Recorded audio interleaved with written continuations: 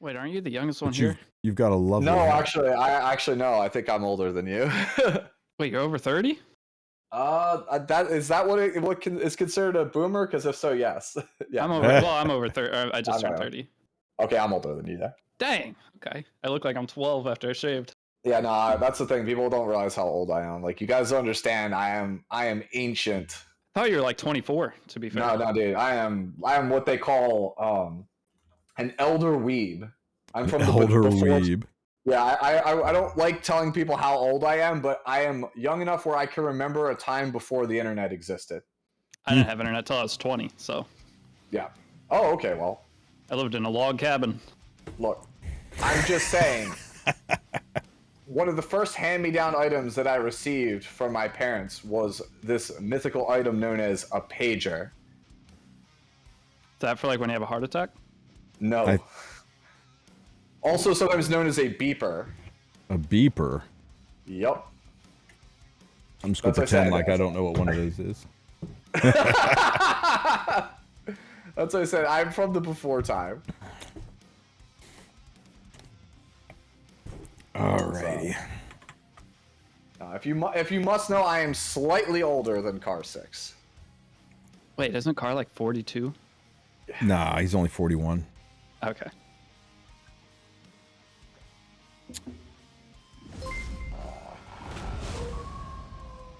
That's not the screen I wanted.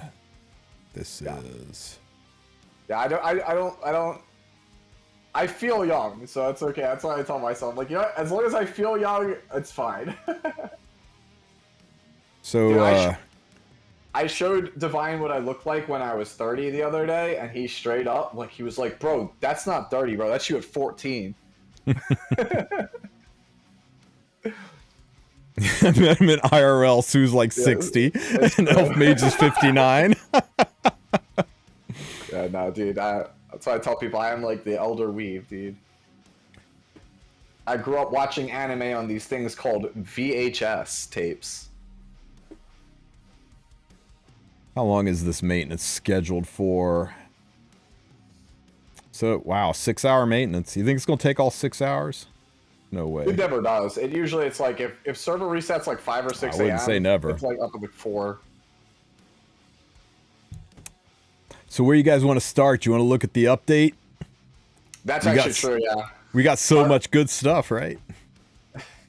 It's true. Someone in your chat said, Heart Ted DiBiase said he's old enough to know where his name is. Ted DiBiase is the $1 Million Man, back when it was called WWF, not WWE. Ask Sue if he is really an elder weeb. Did he rent 3x3 eyes and Akira tapes on video clubs? Akira, right? That is the first anime I ever watched. My dad let me watch it when I was just a small child. He shouldn't have done that. I have a framed movie poster of the original VHS release of Akira on my wall in my living room. I think Starship Yamato was my first anime. That's how far back I go. I've seen 3x3 eyes as well. Neo Tokyo is about to explode. Predicted the pandemic decades before it happened, and the Olympics in Japan getting canceled. In 2020, yeah. That's, if you guys don't know, that's creepy, crazy, right? Yeah, Akira, the movie Akira, right? It's about a pandemic, and then Tokyo is supposed to be what's hosting the Olympics that year, and it gets shut down, and it takes place in 2020. All of it happened, man. I swear, like, writers are like, you know, gifted with future sight. You think the Simpsons shit happens by coincidence? Yeah, I know. I'm proud to be a nerd, an elder weeb. So I made a video about this recently, Deity, but maybe people should hear from you. Since you're the new player guru around here, how should people look at this hoochie shop? Is there any stuff they should get in here? Should they go crazy on the deals? New player wise, the only thing worth actual value is the little boxes. You will get more than what you put in, but even the mystic medals for new players set you back Covenant bookmarks. So I think Covenant bookmarks are just as important, if not more important, for new players. So I think the only thing worth buying is the boxes. I think I agree with that, actually. Because if you shop refresh the Skystones put in, you'd get 3 Mystics, but you lose out on up to 100 or sorry up to for the flashbang, guys. Summons. So I think it's for new players, it's just the boxes. And the boxes technically you don't need to do either, but I think you always get better than your return as long as you don't get the catalyst boxes.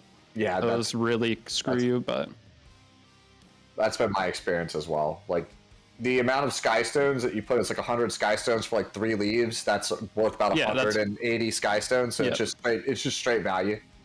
Yeah, I think I've always come out on top. I think the only way you don't come out on top is if you get 3 of the 5 or catalyst boxes. I actually kind of graphed it out for that video. Did it like this, and the green stuff were things that were like more value than the Skystones are worth, in my opinion. Like 100 Skystones, I'd be glad to see any of that crap pop out, and the red things are the only ones I would not be happy to see pop out. And when you add up the percentages, it's about a 40% chance to get something that's in the green and a 40% chance to get something that's not green or red. So it's only like a 15-20% chance to get something bad. So the odds are really in your favor that you're going to get value added out of this. I mean, an 80% chance that it's either a push or you get something that's really good for you.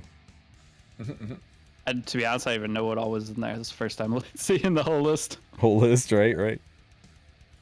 Yeah, I mean, the big chunk, right, is these first 3. I mean, there's 30, 50, 60% of it is in these first 3 items. 60%, and all of them, the Leafs are a push. They're about this, it's more stamina than you would get out of 100 Skystones, but Skystones can be used for things other than stamina, so it's kind of a push, and everybody struggles for charms, right?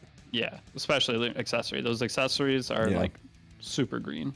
The only big crap one really is the freaking rare catalysts and epic catalysts, because catalysts should never be a problem for you if you're doing a little bit of unrecorded history for AP. Here's a fun one for you guys. What's the rarest thing you've gotten out of these Hoochie boxes? Oh, I got an Elson. I got an Elson once from the Galaxies. That's why I drew a red ass box around. I was like, man, even at 0.5%, man, are you really happy that you got a freaking Elson? I got a blue shoe one time, which I thought was awesome. I don't think I got a bookmark. I got 3 Molagora once, which hitting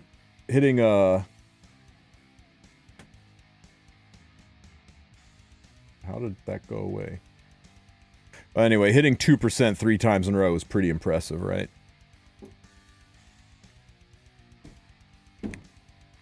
So yeah, I'd be super happy with that. The general rule, when a clan boss drops Mola, that's the best.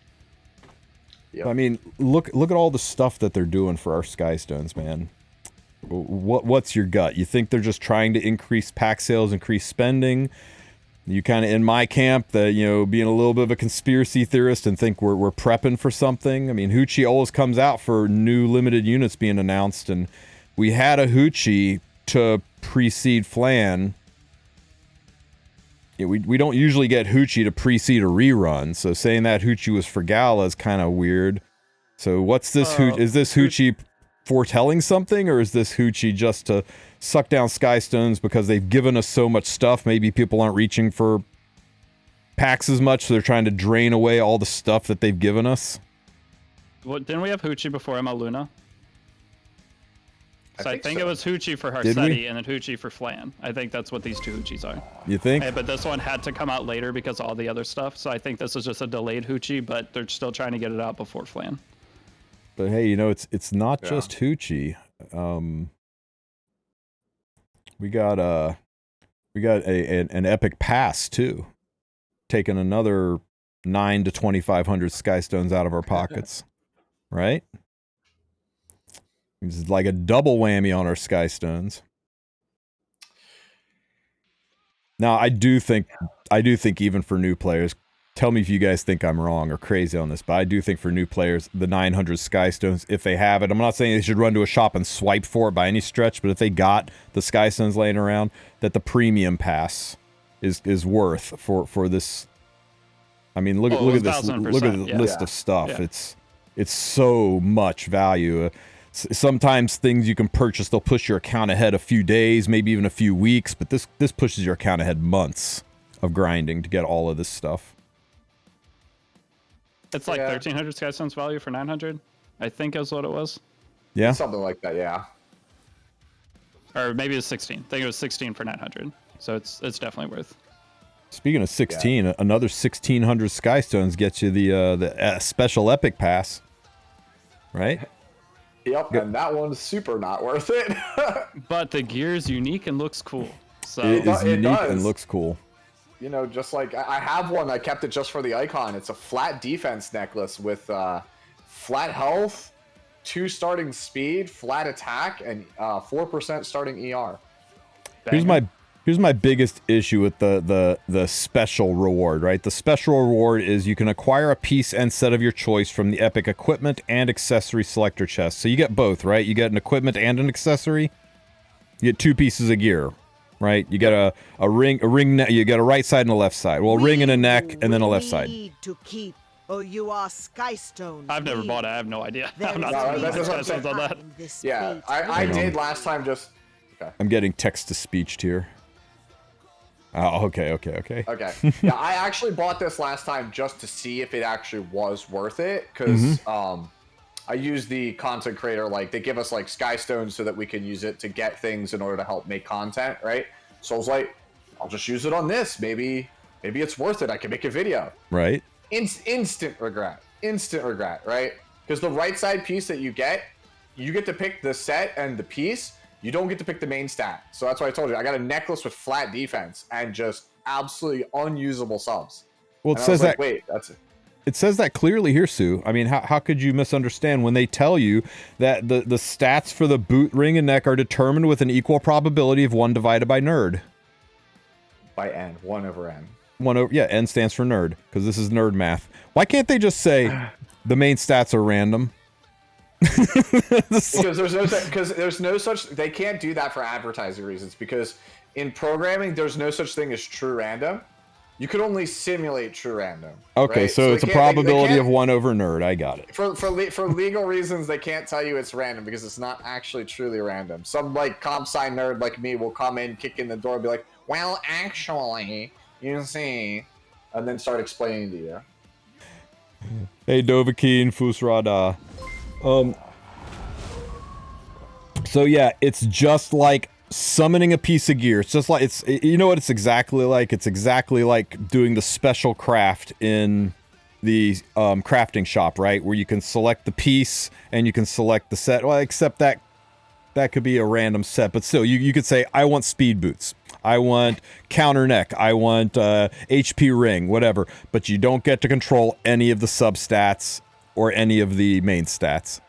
That's kind of what it is. It's the value of an epic craft, which is like, it's so bad. Are you saying an epic? Are you saying an epic craft isn't worth 1,600 Skystones? I mean, that's 1,600 Skystones for a new player. That's only like a month of doing arena. Yeah, you basically have to ask yourself: would you pay 800 Skystones for like a speed set chest with random subs? You don't get to look at it. Just right now, 800 Skystones, yes or no? That tells you everything you need to know about, is this worth buying to you? Oh, one crazy question. Do you guys ever buy purple gear from Shop Refresh? No. Not even for speed banger pieces? Nope. I've gotten 320, 121, and 222 pieces from Refreshing Shop now. Purple. That's why so that Sue's is a slow opportunity player. cost, and that's why you guys that don't do the gambles. I got one today. I bought it from Shop. I went and rolled it. It was 21 speed set. I was like, no way. I feel That's like crazy. this is just the difference between me and Deity, because like I've just been shafted for so long on speed. Before I was a content creator, I used to watch Deity back in the day when he was like a cleaver, and I'm like, dude, Deity's so fast compared to me. I was so slow. I've just been burned too many times on speed to not take the gamble. Right. I'm a big opportunity cost guy. If you have the option to at least go for something, I will always go for it. In Epic 7 at least, not in regular life. So for all the new players out there, consensus is if you have got the means and the resources, you get the premium Epic Pass, and you send Smogate a message that you deserve better than this for 1,600 Skystones. You do not get the second part. Do you think they're moving away from skins in this, or do you think they're just trying to mix it up a little bit, and maybe they'll rotate skins in when it's convenient? When was the last time we skins? Yeah, right. When was the last time we got an Epic Pass skin? They're definitely trying to find other ways to monetize the Epic Pass that are not skins, because the way that the unit engine is, it takes the same amount of time to make a new character as it does to make a skin. So skins, because they set the precedent that you could just buy them with Skystones and not cash, like, what's the financial incentive for Smilegate to do it? But the financial incentive... Sorry, go on, Deity. No, you go. Okay, so why Epic 7 can sell skins? They know they can sell skins, right? They have the data to back it up. Wouldn't it be worth for them to go hire a couple artists just for skins? Or is it because whoever designed the character originally has to make the skin? Is there something with that? Like, why don't they just do more skins? Because they're trying to find new ways to monetize their game. Why is that not, like, first priority? Damn it, Tristen! Now you're gonna make me go look that up. So it was the last skin Chad had it. The last skin was Cobalt Eyebrows Cerise. Yep. God damn, her eyebrows are huge. But yeah, but she's really pretty though. I can get past the eyebrows. She's gorgeous. Yeah, the first half of the year, I was keeping an eye on Smilegate's hiring process because we were kind of in a rut, and I was like, what are we doing? And they were hiring, literally, you name it. They were like looking for people to redo game systems, art, backgrounds, write the stories. They were looking for everything they could get their hands on. I don't know if they filled those positions. Tristen actually asked me before stream if I could look into it. I might have to do that, like, while we're here in this, to see what's going on, because you're right. They should just hire people to do only skins. What is the daily login? Do we have the numbers for how many people log into Epic 7 daily? I don't know if Sensor Tower tracks daily or not. That would be amazing, because just imagine they redo their skin system, sell skins for X price, but release more skins and have artists dedicated to it. Wouldn't that make more money than like anything else they're doing right now besides burning passion packs and mystic packs on and packs, those things? We've talked with them, and the general consensus is, like, you know, everybody says make more skins will make more money, but the data that they collect shows the opposite, that people don't buy their skins. I know. I'm just saying. They're not particularly motivated. But hey, you know what? We've got Hoochie still in our Skystones. We got an Epic Pass taking our Skystones. We also have this lobby pack, right? Whoa, that's big. And charms. And yeah, charms. Yeah. There's a shit ton of charms, so everybody's going to want to buy this, right? But look at this. It's for Skystones, not money. 900. Not real money. 900 Skystones probably? It's 900, yeah. It's the same as the Luna background. That's banger. Everyone buy this. New player, buy this instantly. So right out of the gate, we're telling new players to spend 1,800 Skystones. Epic Pass and this, and maybe another 500 Skystones on the Hoochie shop. So 2,400 Skystones, 2,300 Skystones. People are going to be out just when this shit goes live. Yes, you still feeling like they're just draining our resources for the heck of it, or that maybe they're doing it because stuff's coming? I mean, isn't it weird that this is only a 2-week long Flan event? When was the last time we got a special new limited unit and it was only a 2-week banner? Our last art character was last art character. Last art contest. I think something's coming. Don't get me wrong. I'm not trying to I think that there's going to be a collab by the end of the year. I'm just trying to... It's like right after Flan. I think it's probably like right before Thanksgiving. Go make yourself one, man. Oh, God damn it. Get on the train with us, man. You know it's happening. You know stuff's coming, right? It's gonna happen. I'm telling you. Okay, one quick thing though, with your talk about the number of Skystones spent on 1-month-old accounts, I've earned 40,000 Skystones on the new player accounts, and you have enough to pity 4 characters with just bookmarks through SSS imprinting your characters and doing all the daily missions. So you really don't spend any Skystones. I think on each account I've spent like 12,000 on energy, and I still have 20k. Yeah, I'm with Deity on this one. I'm playing through a new account right now as well because of the Dash Pass event. I'm flushed with Skystones, dude. Like, I've grabbed every banner basically this called except Charles. I've just grabbed it, and I still have like 7k Skystones. They are surprisingly super generous if you're you know what you're doing and you're Okay. just clearing the content, making sure you do, like Deity said, your triple S imprints. You should just have more than enough to grab whatever you need.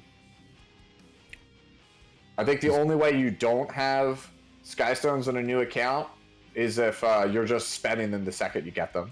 Like, just you have no impulse control. So, Summoner's War collab with Jujutsu Kaisen not long ago. Looks like maybe in July. And Epic 7 is so closely related to Summoner's War. Gameplay mechanics, even developers have worked on it. I don't know. I think it would be kind of weird for us to have a JJK collab, like right after Summoner's War had one. That's a moneymaker. It would be huge. It's absolutely a huge collab. Like, no doubt getting JJK for the game would be huge. Me personally, it's nowhere near my first choice, but I know a lot of people want it. So my first choice for collabs is always what's going to make the game grow the most. Slam, the popular anime. When we got Overloaded, we should have got Freyrin. I would have had IRL friends that don't watch or play Epic 7, never would, but they like watch Freyrin. They loved it. They would have tried the game. Whatever anime is hot, do the collab. Yeah. That's one of the reasons why I know Tristen doesn't really like it. I really want Hololive as a collab because Hololive is so massive and they're all gacha players. Like every Hololive fan is like a gacha like player. And so games when they get Hololive as a collab, it would bring a lot of streamers on, right? Yeah, it wouldn't be my personal choice. It wouldn't be my personal choice for a collab. I don't dislike it, but it's not my thing. But what it would do for the community, I would be all about. I don't like slime, and I know people are going to say that's an L take, but that's not my anime. I don't enjoy that anime, but I loved it when we got a slime collab. I sat and choked down every single episode of Slime so I could be educated on it, and I queued off of the hype that the community had for it, the excitement everyone had for it, and it was a hell of a ride, and I really enjoyed the collab because it's like watching a really good movie you've seen 1,000 times and you're bored of, but you watch it with a friend who's never seen it before and suddenly it's good. Suddenly it's fun again. The excitement and hype's contagious. So anything that gets the community excited, I'm 1,000% behind, and I want that collab. So yeah, I would be fine with Hololive, even though it wouldn't be. I wouldn't be like screaming it to the four winds about how excited I am. I would be hyped because everyone else would be hyped. Yeah, just look, we just had the collab and advertisement with Shy Lily like a week or two ago, and that was bringing in 5-6K people a stream, right? And not to say that like Shy Lily's small, but like Hololive is even bigger than her. Like you'll get hundreds of thousands, if not 1 million plus people coming to your game if you put that as your collab. They better put free unequip when those players come in. That's their biggest mistake with this.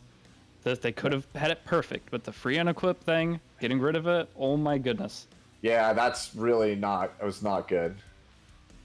Hololive collabed with Among Us. Yeah. Oh, because like that's the thing. Hololive, they're essentially variety streamers. They'll play whatever's the popular game, or they'll play gacha games, right? Like some of the JP members of Hololive are like Fate ambassadors. They're closely tied and collabing with Fate Grand Order and stuff. So it's just one of those things where just the IP is so big and you could do so much with it, and the fandom is just so massive that it just. The Fate collab, I feel like if they did a Fate collab in Epic 7, everyone would just quit FGO. I think it's too good. There's so many of us that quit FGO to come play. Yeah. E7. I feel like that's a big reason they won't do it. Yeah. I feel like they won't do it because it's your turn-based style game, but hey, you don't have to play with free cards. It's just so much better. I don't see us ever getting Fate collab because it's actual, I feel like competition. Yeah.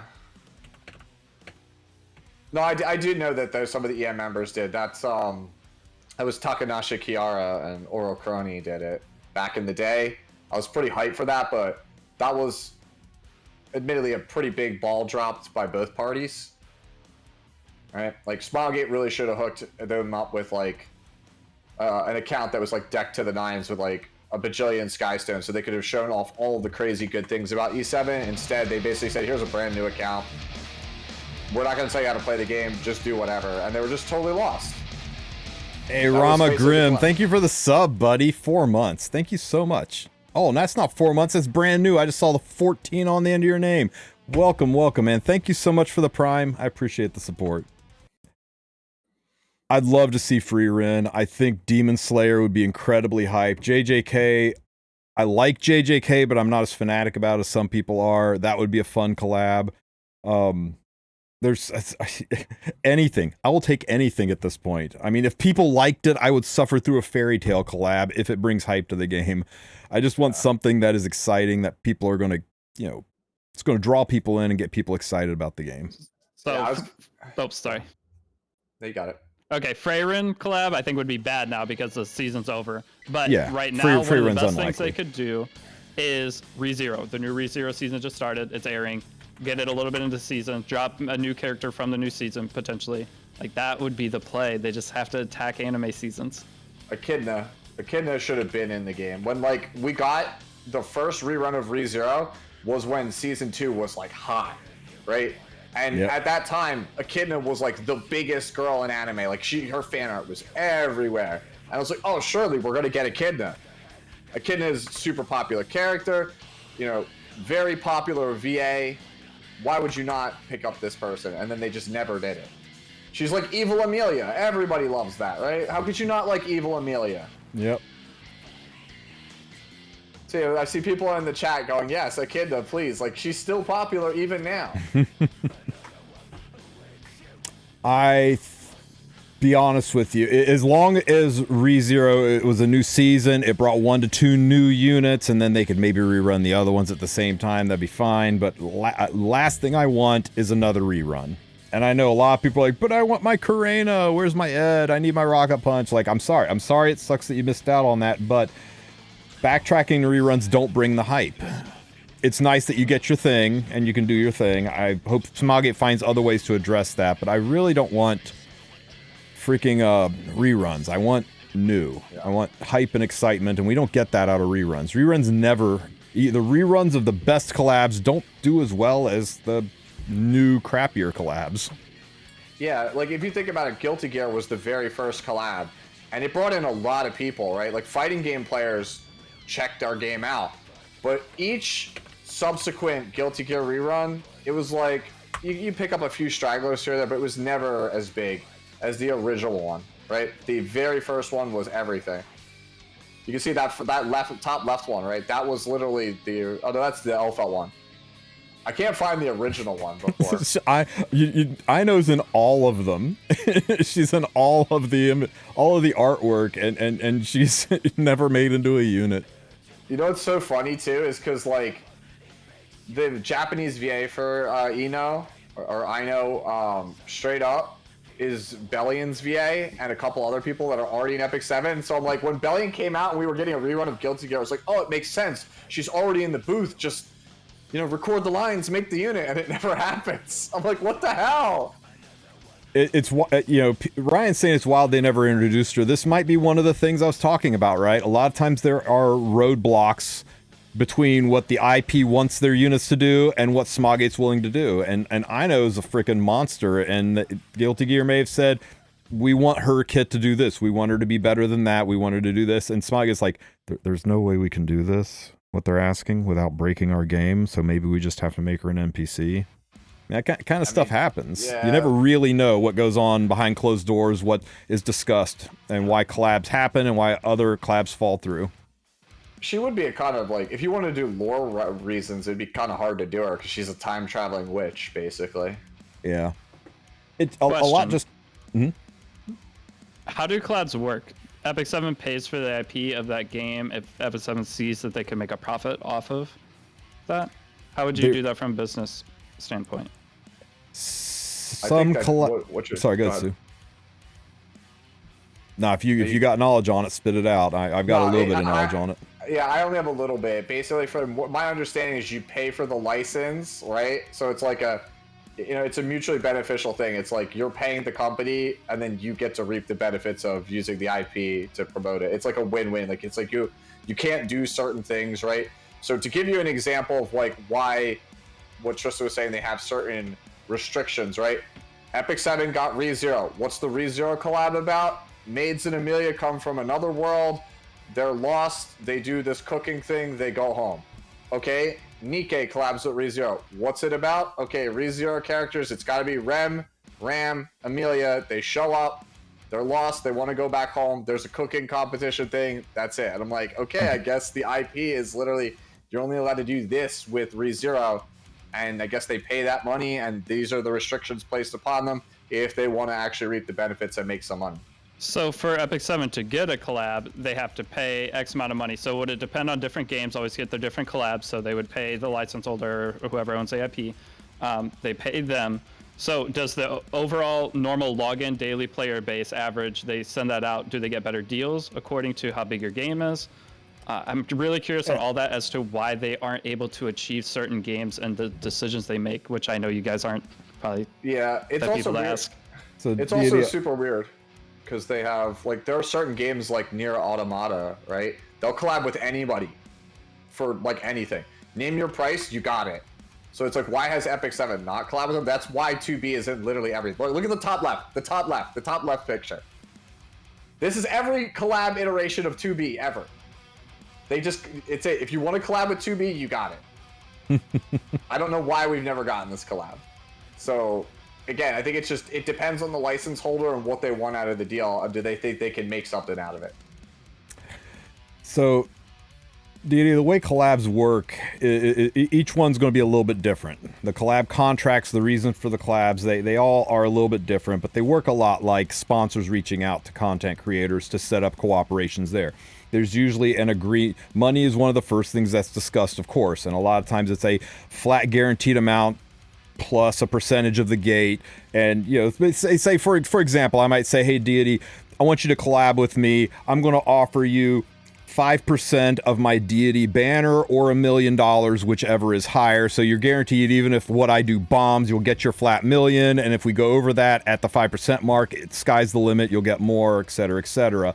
Sometimes that number is high, sometimes it's low, sometimes it's non-existent because it's mutually exclusive. I suspect the ReZero collab, for example, probably involved them saying, we're going to offer you a fixed amount of money and plus a percentage of the gate for use of these units. And they said, well, if you want to use Subaru, we need a higher percentage. And they said, well, we'll just put Subaru in the side story. Like, well, you want to use art assets of them, you got to pay this. Okay, fine, we'll just have voice lines and a name. We won't actually show them in the story, but we definitely want Rem and Ram. And they said, okay, well, this is the percentage required from that. And that stuff gets negotiated.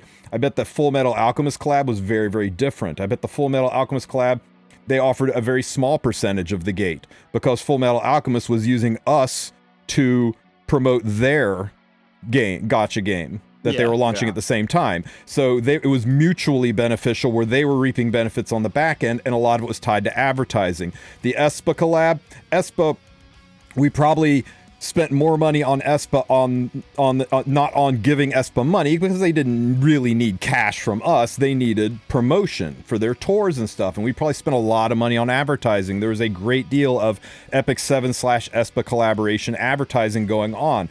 Freaking signs on the big board in New York City for this collaboration. They put a lot more into advertising they ever have to promote it so that they would get a chunk of the gate and help promote the Espa brand as well. So each collab's a little bit different, and money's a big deal, but it is almost never, hey, Sue, I want to collab with you. I'm going to give you $5 million to let me use your name, and you cool with that? Good, we're in. They don't typically just pay. They try to find these mutually beneficial agreements, and you usually see that around our collabs. We've collabed with Guilty Gear when Strive was released. We collabed with ReZero when they dropped a second season. We collabed with Full Metal Alchemist when they were promoting a gacha. Slime was too. Slime literally, the reason it came out of nowhere is because the terms of the collab where you can't talk about until like the day before, it's like Isekai Slime something or other memories that gacha. It was literally the second that trailer dropped, we got it. Even if you look at earlier this year, right, Overlord, like the day or two before we got the Overlord collab announcement, Overlord movie trailer. Yep. Which is probably ties into why we have not gotten a Nier collab. What's Nier's benefit? The way we get a Nier collab is we call Nier up and say, hey, we want to collab with you guys, how much? And that doesn't seem to be the way Smilegate likes to do collabs. Again, I'm assuming a lot here. I'm talking out my ass on a lot of this stuff because there's NDAs involved with collabs, guys. Content creators and influencers might get the inside track on a lot of things, but the one thing Smilegate never tells us about is if a collab's coming and what that collab is, because that would violate an NDA. And if it gets out that Smilegate has loose lips and runs their mouths, other collabs aren't going to want to collab with them because the release dates and the timing are so critical to advertising and promotion that at very best, there would be big fines involved if it happened, and at very worst, other collabs would be like, hey, you guys want to collab with Smilegate? And they're like, oh, you're the guys that can't keep your mouth shut about collabs. No, we're good, fam. We're going with somebody else. So they're very tight-lipped about that stuff. Go read Bender's comment in chat. Go read his link. Bender's, let's see. Scroll down, you just passed it. I passed it. Yoko Taro, who is the creator of Nier on collaborations. Just read it. Okay. For us, if we were asked, we would gladly say yes to anything for money. We're open to any kind of opportunities for anything, ever. Even if it's Candy Crush. If they want to use 2B, we'll say yes, go ahead and use her. But yeah, it's anything for money. And Smilegate, so far, I've not seen them do a collab where there's no benefit for the IP collabing with us other than getting paid from Smilegate. And that may be because Smilegate's pinching pennies, or they're looking for ways for a mutually beneficial agreement to be able to negotiate a better deal because they don't have as much money to allocate to Epic 7 as they do to some of their other larger titles. Again, shooting from the hip, but that might be why we've not seen Nier, is they want to do a collaboration where they can say, hey, other than just us giving you money, is there anything else that we can do to promote you, to advertise you? Hey, projects you're working on we can help promote that would like get the price down a little bit. That's actually hilarious. Somebody put it out in chat. The post right underneath of Yoko Taro's quote in that Twitter page is an announcement for a Nier Automata collab with Stellar Blade of all things. Read the post below. Oh, hold on. I gotta bring it back up. My overall thought process of this is we went like a year and a half without a collab, didn't we? Why did we go so long without one then? Could they not find anybody to work with? Oh, we all of 2023 we went no collab. Yeah, whenever that was, it was recent, and the game did good. It's not like they didn't have any money. So I just don't understand why we didn't get any for so long. But their PR was in the shitter, man. They really pissed off China. Their China numbers had crashed. The Awaken Potential got canceled. They had trucks circling the headquarters with people trumpeting how bad the game was. They had people like actively. But that was a short invading period. Their headquarters. Yeah, we had like 6 months before that of nothing, and generally a collab's planned out ahead of time. I'm just really curious what happened during this year period where nothing got planned. The stuff that got planned got canceled, but. I suspect any collab they probably had got canceled as a result of it. I wouldn't be surprised to hear that they had something in the works and the backlash was so bad they were on the national news that they were getting protested in Korea. Yeah, in prime time. Literally, people protesting in the streets, people like rushing the lobbies and chanting and demanding shit in their building. China was involved getting ready to finance and send trucks. It was so bad. And I suspect anybody that they reached out for a long time, they probably said, hey, you guys want to collaborate with Epic 7? We're a top 20 gacha game by profits. We'll make it will be really good for your brand. Oh, that sounds cool. Let's check you out. Let's see. Smilegate. Let's see what's going on with Smile. Ooh. Yeah, I think we're good, fam. I don't know if we want to hitch our cart to your horse right now. Kind of seems like you guys are in the PR shitter, and maybe we don't want to be associated with that. Clean up your image. Hit us up next year. Yeah, I'm not saying that's what happened, but anything planned would have got canceled. But there was like a 6 to 8 month period before the Awakening event, where in that time I feel like you had to have planned something, right? There was also, I mean, and it wasn't just the Awaken Potential thing that happened, right? There was that whole counterculture, weird extremist movement that happened in Korea, where that had deeply infiltrated the artists, the anime artists. I don't know how that impacted Epic 7 or Smilegate, but I know it slammed hard into Netmarble and other gacha companies, so I got to assume it impacted Smilegate as well. And we saw lots of layoffs. I mean, it was public knowledge. They laid off a ton of people. across all of Smilegate, and those cutbacks, and then there was like 4 or 5 pages of help wanted job openings listed on their website, looking for everything from like storyboard to janitor kind of office management stuff. So there was a great period of time where they had huge staffing issues, probably HR turnover, manpower turnover, new people. I mean, it's not like you come in saying, you know, hey, I know how to do the Una engine, let me jump right in. You know, it's not like they're running their game on Unity or something's common knowledge. These people have to be trained from the ground up. There was probably a great deal of time where I don't know if you've ever been in charge of training somebody else, your own shit doesn't get done because you're busy teaching somebody else how to do their job while trying to do yours. It's kind of a mess. So I don't know. 2023 was an ugly year, and a lot of people hang it on the heads of Awakened Potential, but I think a lot more went on behind the scenes with that counterculture movement, that extremist movement, with rolling across really, really low values, with the China server crashing and burning and dropping into the 6-digit number, or close to the 6-digit numbers in January, and trying to recover from that. And somehow, in the midst of all that, pulling off an Overlord collab, the second most wanted, the second most wanted IP on the survey by the people. Pulling that off was pretty awesome, and I'm glad that they've turned it around. We sure are in a very different place now than we were 12 months ago. But, yeah. Yeah, this time 12 months ago, we were all looking for other games 12 months ago, weren't we, Sue? We were like, this is over, man. This game's dead. Awakened Potential hadn't come out yet, right? Like, it was probably 2 or 3 weeks, you know, into the future last year, right?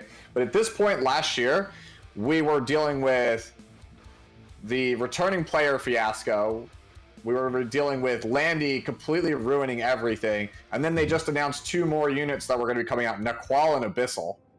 That was like, so it was just like, oh yeah, Naqual had that unit. That's probably the closest I've been to like really blood boiling when I read a character's quick kit. Like, I just don't know how they released that character in that state after looking at the same data that I did, because it's public knowledge what the win rate, ban rates were from Worlds. Lua had a 98% win rate at Worlds, and it's just like how did you make a better Lua? Looking at that data, like, the best players in your world don't want to play against this character. Like, the message should be Lua's too good, not keep banning the Lua. We need another one so that way people who actually like Lua can play it. So this is I don't know what is included in this chart, if it's just Apple and Google, if this includes China. You know, I don't, obviously it doesn't include China, but I don't know what all this is charts, but it does show, like, we were chugging along in the 3 to 4 million range. Right around here is when the China server launched and they started doing lots of things. Naqual came out. August is an anniversary. September is when Gala came out. And right at the end of September, right in the middle of September is when they announced Awakened Potential. And into October is when the trucks started circling. And October is when they canceled Awakened Potential. And the game went on cruise, on minimum, and even dropped low because there was no content. Everything got canceled. They slammed out the Biblis's Garden event here in December. Does a Biblis's Garden event all about flowers and stuff, does that seem like a middle of winter collab to you guys, or event to you guys? I mean, I think that got rushed through, and that's why it felt half finished. When you upgraded the plants, they didn't even get more flowers on them when you upgraded them. I think they rushed it through. They took something that was supposed to come out in March and shoved it in here, tried to rewrite the story somewhat around a Christmas theme where she was visiting her sister for Christmas or something, for New Year's or something. But I think they forced it in here just to give us something to do. And it felt rushed and nobody really liked it, except for, like, the story itself, which, yeah, that was some pretty hot, sexy time. But, you know, and then we finally got Overlord and we peaked back up. People started tentatively spending it, but so many people left that you know, it was still kind of meh.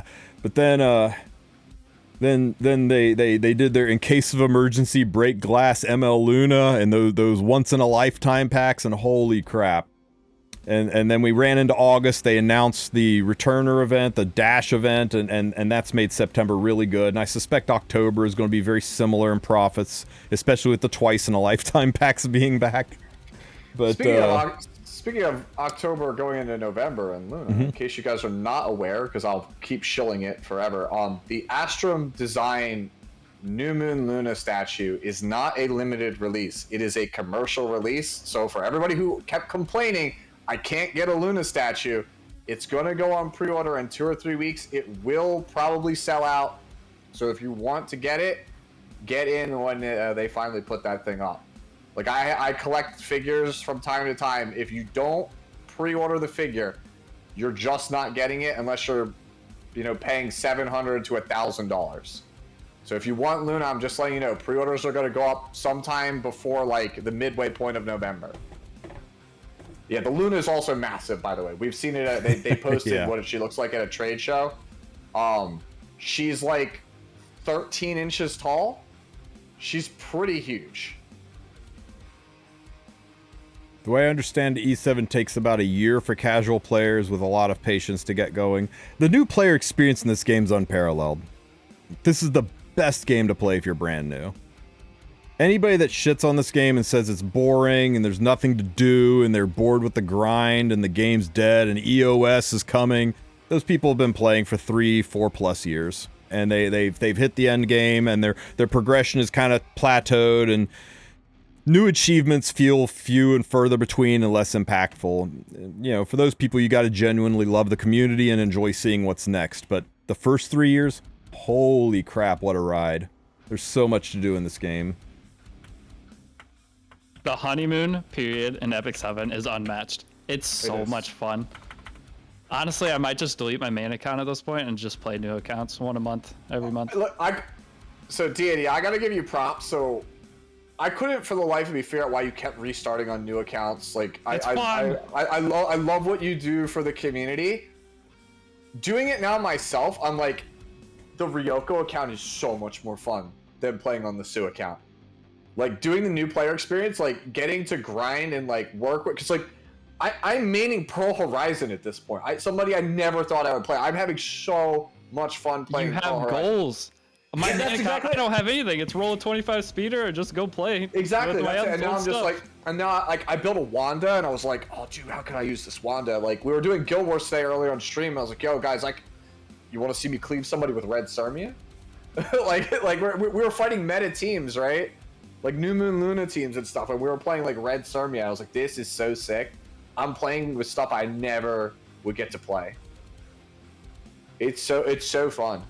Yep. There's a reason I did it. I mean, there's a bunch of reasons I did it, but it is very fun. Depending on how you do it, sometimes you do challenges, sometimes you do whatever, but a new account every once in a while will bring back your love for Epic 7. You'll take a break from your main account. I mean, if you have other games to play, go play another game.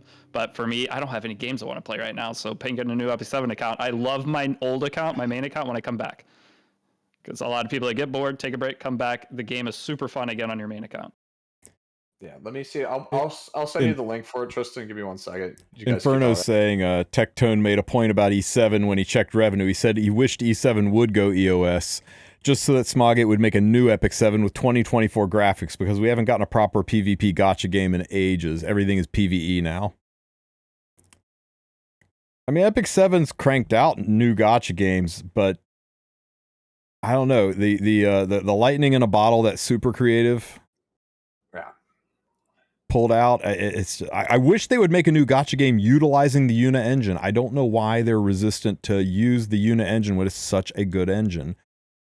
But I posted a link for you in chat if you want to, for that, because you have the Luna up on screen. I will say this though. I think they haven't shown us a ton from CZN, but obviously leaks are out there.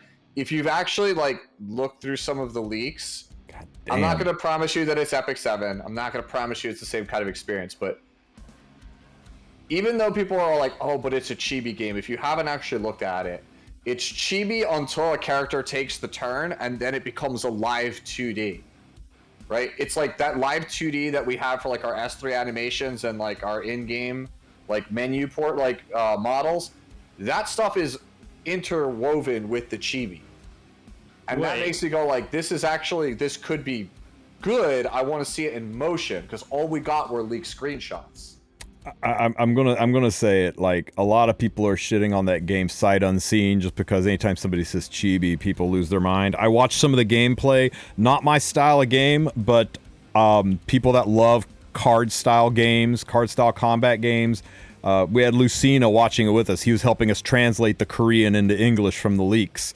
And he was like, I'm not going to lie, this looks really freaking good. I mean, it was really up his alley. The complexity to it, the diversity of the drafts, the way it worked. It looked like a really, really good game. So I'm hoping that people give it a chance when it comes out. When does it come out? Aren't we supposed to be on? It was supposed to be by end of 2024, but they literally haven't said anything since that initial Didn't you guys trailer. get the emails too that were in like the thingy because of Smilegate or whatever, and we can do the stuff? Okay, maybe you shouldn't say that, but I got that, and I've been waiting. I haven't heard anything. If you've heard something, Are you talking about CZN, right? Yeah, the CZN we got like Yeah, emailed KSC the anybody- program thing. Anybody who did that's already an E7 official content creator that covered Chaos Zero Nightmare in any capacity got into the content creator program for that. I mean, it's a super creative game, right? It's made by the same division as Smilegate that makes Epic 7, so they already know us as content creators. And I think if you want in, I think all you got to do is ask, and they'll be cool because they know we're not going to cause them problems. Don't eat the cat, Deity. Don't eat the cat. Is it already going though? Is the whole thing going? Because I sent an email saying I went in and I didn't get a response. They just hate you though. I have it. Like I'm in, but like there's nothing there because they're like, we'll update you, and all they've done is basically just go like, here's this really hot chick on Twitter, upvote it, and I'm like where's your trailer? Like when Worlds came around, right? Guys, quick, subscribe to Deity or the cat gets it. No, but like they had a couple years back, you remember during Worlds, they were pushing Outer Plane really hard. Outer Plane commercial every single break. I was like, cool, Chaos Zero Nightmares due out by December. Not a single CZN mention or commercial at all during Worlds. Crazy. I can't even find the background. For what?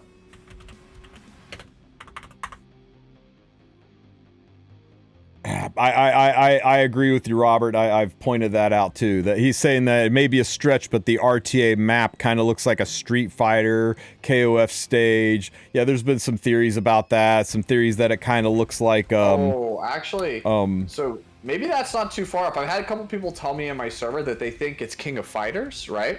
Mm-hmm. King of Fighters has a new game coming out. It's a sequel to Mark of the Wolves.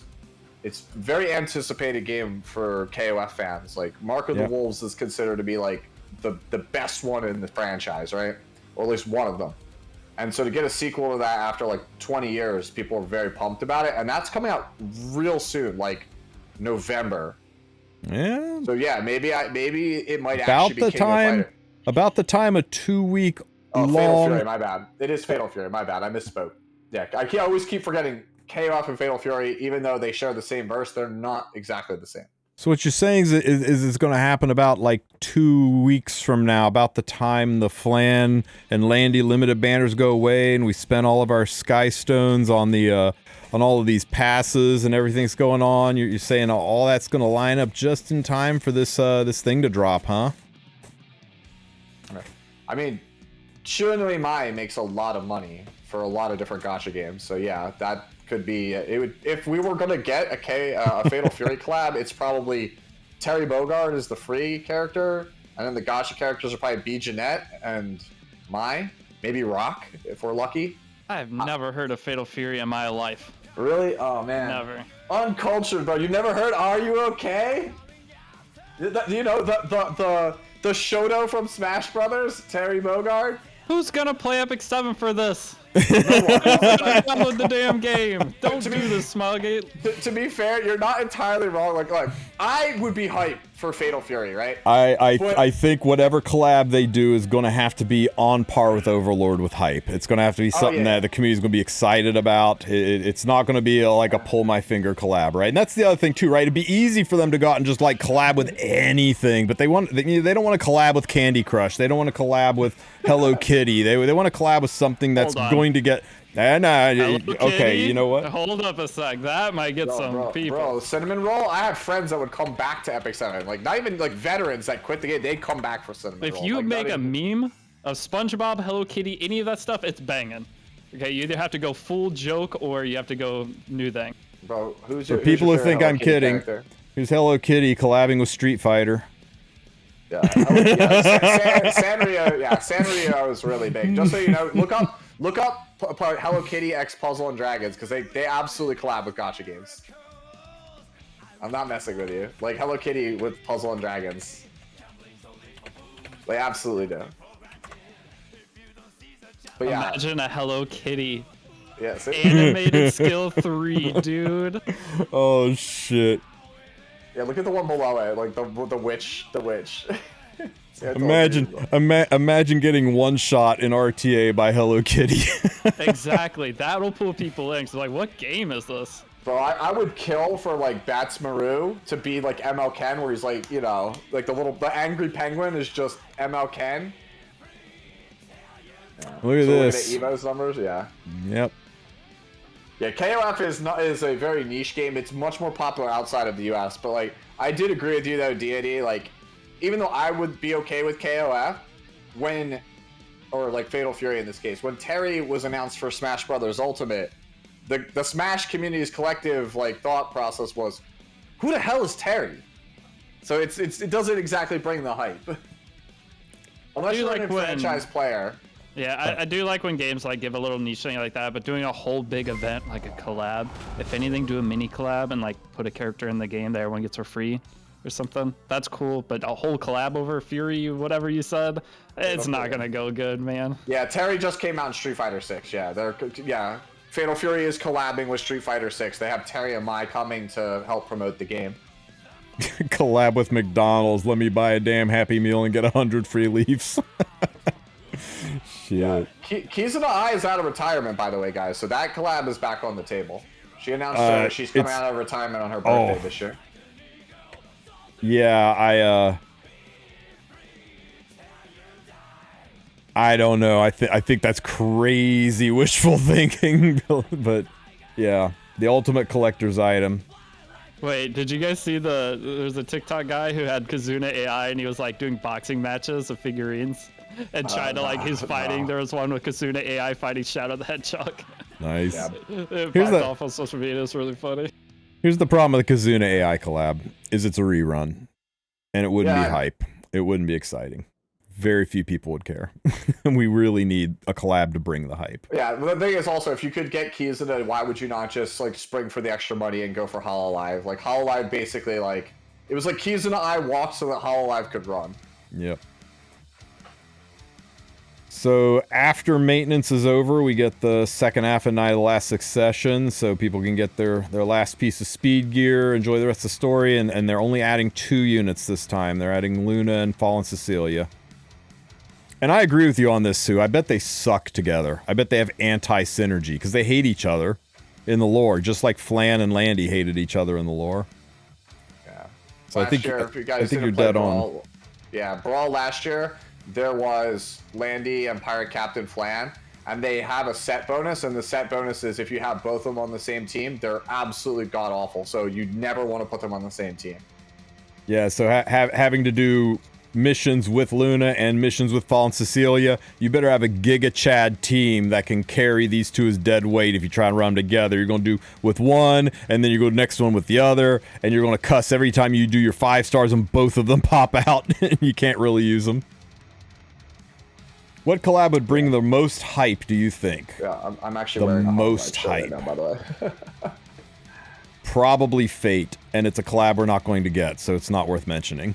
Yeah, also, Hoyo is collabing with Fate next summer. Exactly. So. Yeah, Hoyo's got Fate locked down all freaking year. I think we're far enough away from Demon Slayer wouldn't bring that kind of hype. JJK, I don't know if that would definitely be a hype collab, but I don't think it would. I don't know, man. I really don't know. This season. Yeah, there's nothing that's. I mean, there is, but they suck. Okay, there's no like big hype continuation of an already existing show that had a bunch of things. So the only chance is like a Freyrin collab coming, or not Freyrin, but like a Freyrin style show that people after 6 episodes are like, oh my god, this show's amazing. All right, chat. Go ahead. Bleach would be Bleach, JJK. Those would be pretty hype. Free One would be pretty hype. Kaiju 8 would be pretty hype. But I don't know. It wouldn't it though? Eternal said it in the chat, dude. Come back to me, chat. Come back to me in 2 months and tell me how you want a Dawn to Dawn collab. Come back to me in 2 months. If you're not on Dawn to Dawn, you need to get on Dawn to Dawn. Do they have magic or anything at least? They could do a One Piece collab and make it a 15-week long grind.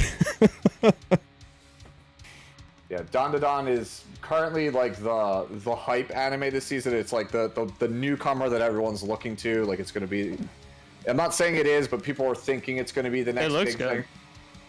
Yeah, like I've been reading the manga for a long time. I think it's incredible. When I said there's no anime this season, I didn't mean to like talk bad about any shows. It's just there's none of the continuations of something that's already super popular, so it's hard. For us elder weebs, there is. Ranma is back right now. Well, I mean, usually it happens, right? When one of us streams, everybody's talking about some anime that's going on, right? You gotta watch Ranking of Kings, Osama Ranking. You gotta watch Freyrin. You gotta it's like there's always some big hype thing that if everyone's talking about, and we don't have that right now. What we have right now is people saying, hey, what's a good anime to watch? Because I need a good one to watch. And that's not a good sign. Usually people are jamming it down your throat because there's so much good stuff to watch. And now people are like, anybody got anything good to watch? Because I'm kind of at the end of my list and I don't know what's going on. There's nothing good to watch. So, yeah, it's kind of a little bit of a dry spell. And I just want to throw that PSA out there, guys. I don't care what tier list you looked at that said Vildred's amazing, that he's got the best speed imprint in the game, that you need to pick this guy up. For the love of God, don't pull for Vildred right now. There's no world where you need this guy on your team. Cleave is in kind of an ugly spot. He's a Cleave aggro unit. All of the PvE stuff that everybody says he's amazing for is completely supplanted by free units right now. One of them literally has the word free in her name. Just maybe, unless he is your husbando and you are just not complete without him on your account, please don't spend bookmark on this, right? We got limited banners out the wazoo rolling our way, and we're rolling into end of the year. We're rolling into a time when we're going to have Black Friday and Cyber Monday sales going on, and they're going to want to tie those sales to something really hype that's going on. So just maybe save it, right? Agree, disagree? I agree. So I tell right away, just let people pull what they want in chat. With that mindset, what we're trying to do as content creators is warn you guys to make you want to continue playing the game as to wasting your resources, because especially if you're free to play player and you pull on a character like this and all of these events happen that we've gone through for years, so we've seen it. We're trying to warn you guys, if you want to make sure to get the new characters that are coming out, potential collab that could be awesome, that you might not have the bookmarks because you decide to pull on a character you're probably going to get in 6 months anyway from a random bookmark. We're just trying to help you with that. Yes, if you want to pull on something, but if you want to play this game long term, that's what we're trying to aid you in doing. So I completely agree. Do not pull on it. Yeah, I would not pull either. Same thing Deity said, right? Like, if you wake up tomorrow and it's Jujutsu Kaisen, you're gonna be like, damn, I ain't got no bookmarks for Itadori. But like, it could be a random Tuesday and you're like, oh, cool, I got that Vildred I wanted. But if that's gonna make you enjoy the game, play the game how you want. But we're just here, just trying to give some advice, so you don't have to take everything we say. So yeah, any advice that all three of us give is generally based on how to min-max your accounts for best efficiency in climbing in the game and achieving higher goals in the game.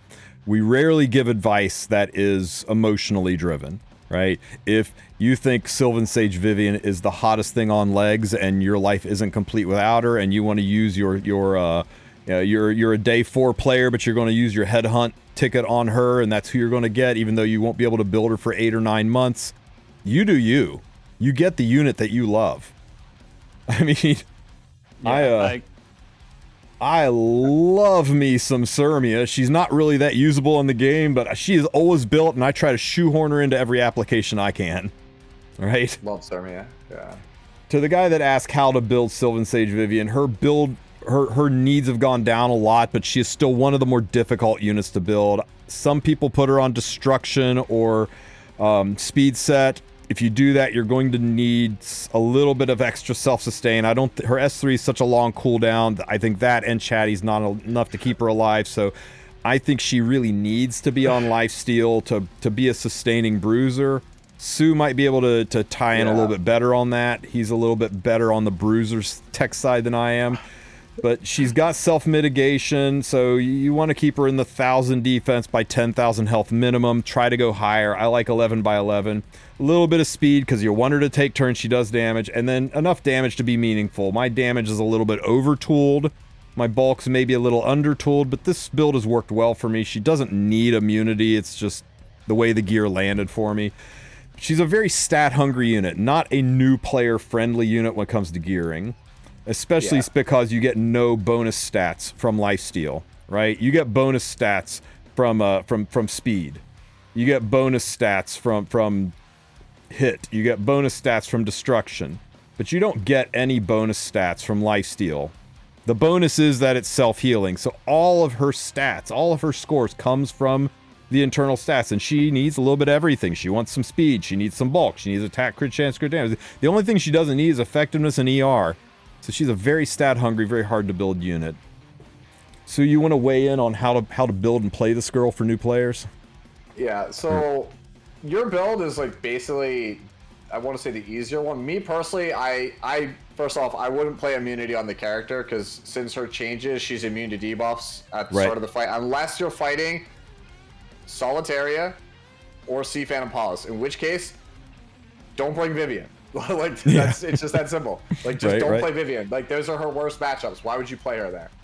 So, yeah, you want to either go, like, lifesteal and an offset of your choice. And me, personally, I like Ancient Book, which is pretty new player friendly. Right? It's 4-star as her artifact. Right? I think that's what's really good, because the thing is, for 10 souls, you soul burn. You get a big AoE. It increases your attack by stacking her passive up, her little mini passive. And then you get a speed buff to help you come back around. Because if you use her S3 at the start, like, everybody's probably at full health anyway. You have no attack stats. So that's pretty good. Like, I personally, that's what I like playing on lifesteal. Now, the other way that you could play her is Destruction set. Ideally with Torrent as the 2-piece set. This is the setup that everybody was using at the World Championship a couple months ago. That's the build that I really like on the Artifact Chatty, which is what Tristen's playing.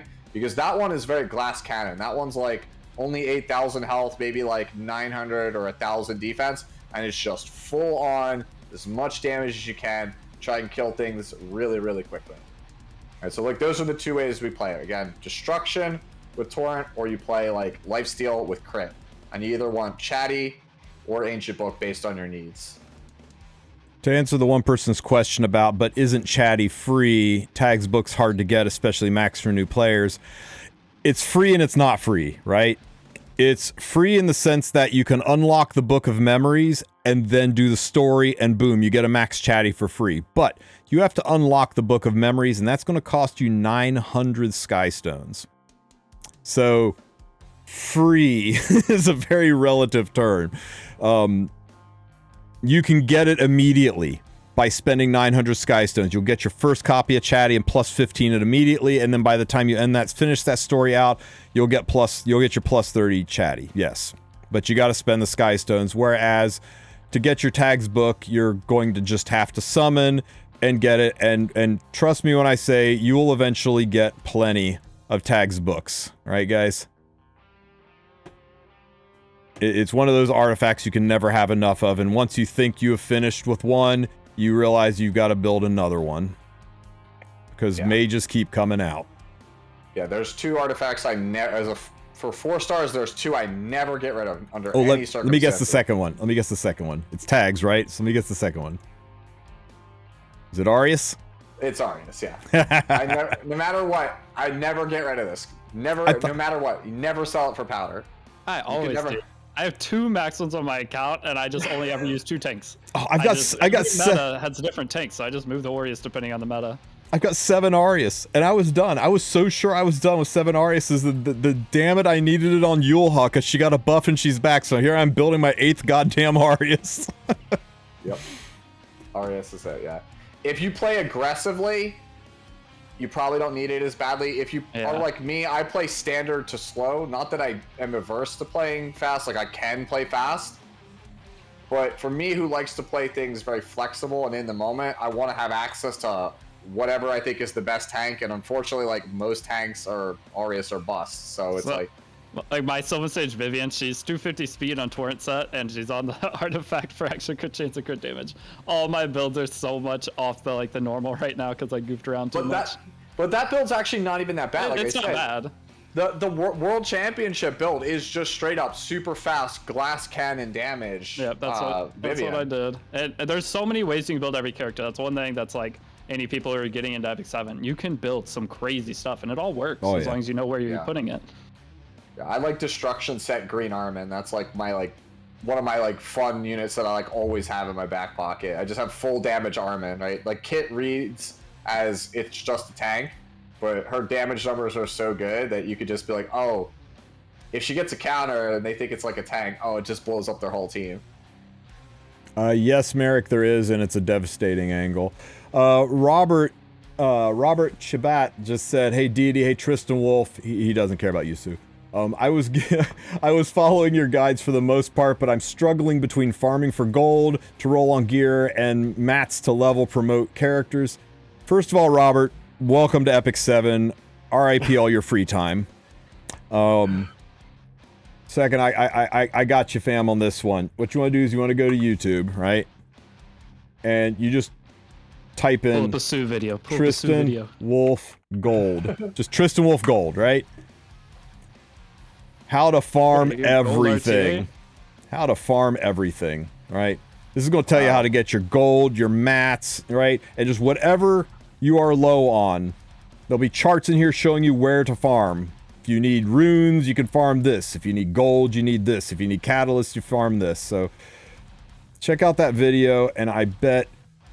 when I talk about eulogy for a saint, don't worry about that for a few months. Okay, just let that slide for a couple of months. But everything else, there's a link to it. That's going to get you taken care of on gold and catalysts. Yeah, you should know this, Deity. My videos are just Abyss guides at this point. Dude, thank you so much. Oh my God, so Sue, I made my you are the goat. I made my newest part of the guide, and I was like, I'm not doing Abyss. Here's Sue's channel. He just did it all. Yeah, great. I linked your channel, and I was done. I love Sue's channels. Abyss 100, Abyss 105. It's so loaded with Abyss stuff. Yeah, I'm currently on Abyss 107 with my new account, and I am using only gear that is from Adventurous Path, Free Dash Pass gear, or what is it? Arena gear. Like, that's it, and it's only Connection Heroes, Expert Hunt Heroes, or 3 stars. If you don't have Abyss accomplished yet, guys, bookmark. Do yourself a favor and bookmark this channel. This Chad's not just doing Abyss. He's doing Abyss with free-to-play units and 3 stars. I beat it with Pearl Horizon. Freaking Pearl Horizon and 3 free units. Wait, when'd you hit 10k subs, Sue? Yeah, 11.5? I've had 10k for like a month, a couple months though, like 1 or 2 months. Yeah. I think about 2 months ago. I don't think you had it. I knew you were close. Yeah, you're killing it then. Congrats. Yeah, that's awesome. Thank you. Yeah, I've been trying to grind to get everything I can done on like Abyss. Like, I'm using Furious as a connection hero. Free. Yeah, I think only one video did I not use a free unit, and that was Tenebria, and it's 102. It's 102. But then I went back on my main account and did it with the free one just because I ran out of catalyst. And I was like, dude, here's just like a bunch of 78 and like 85 gear doing it on my main account.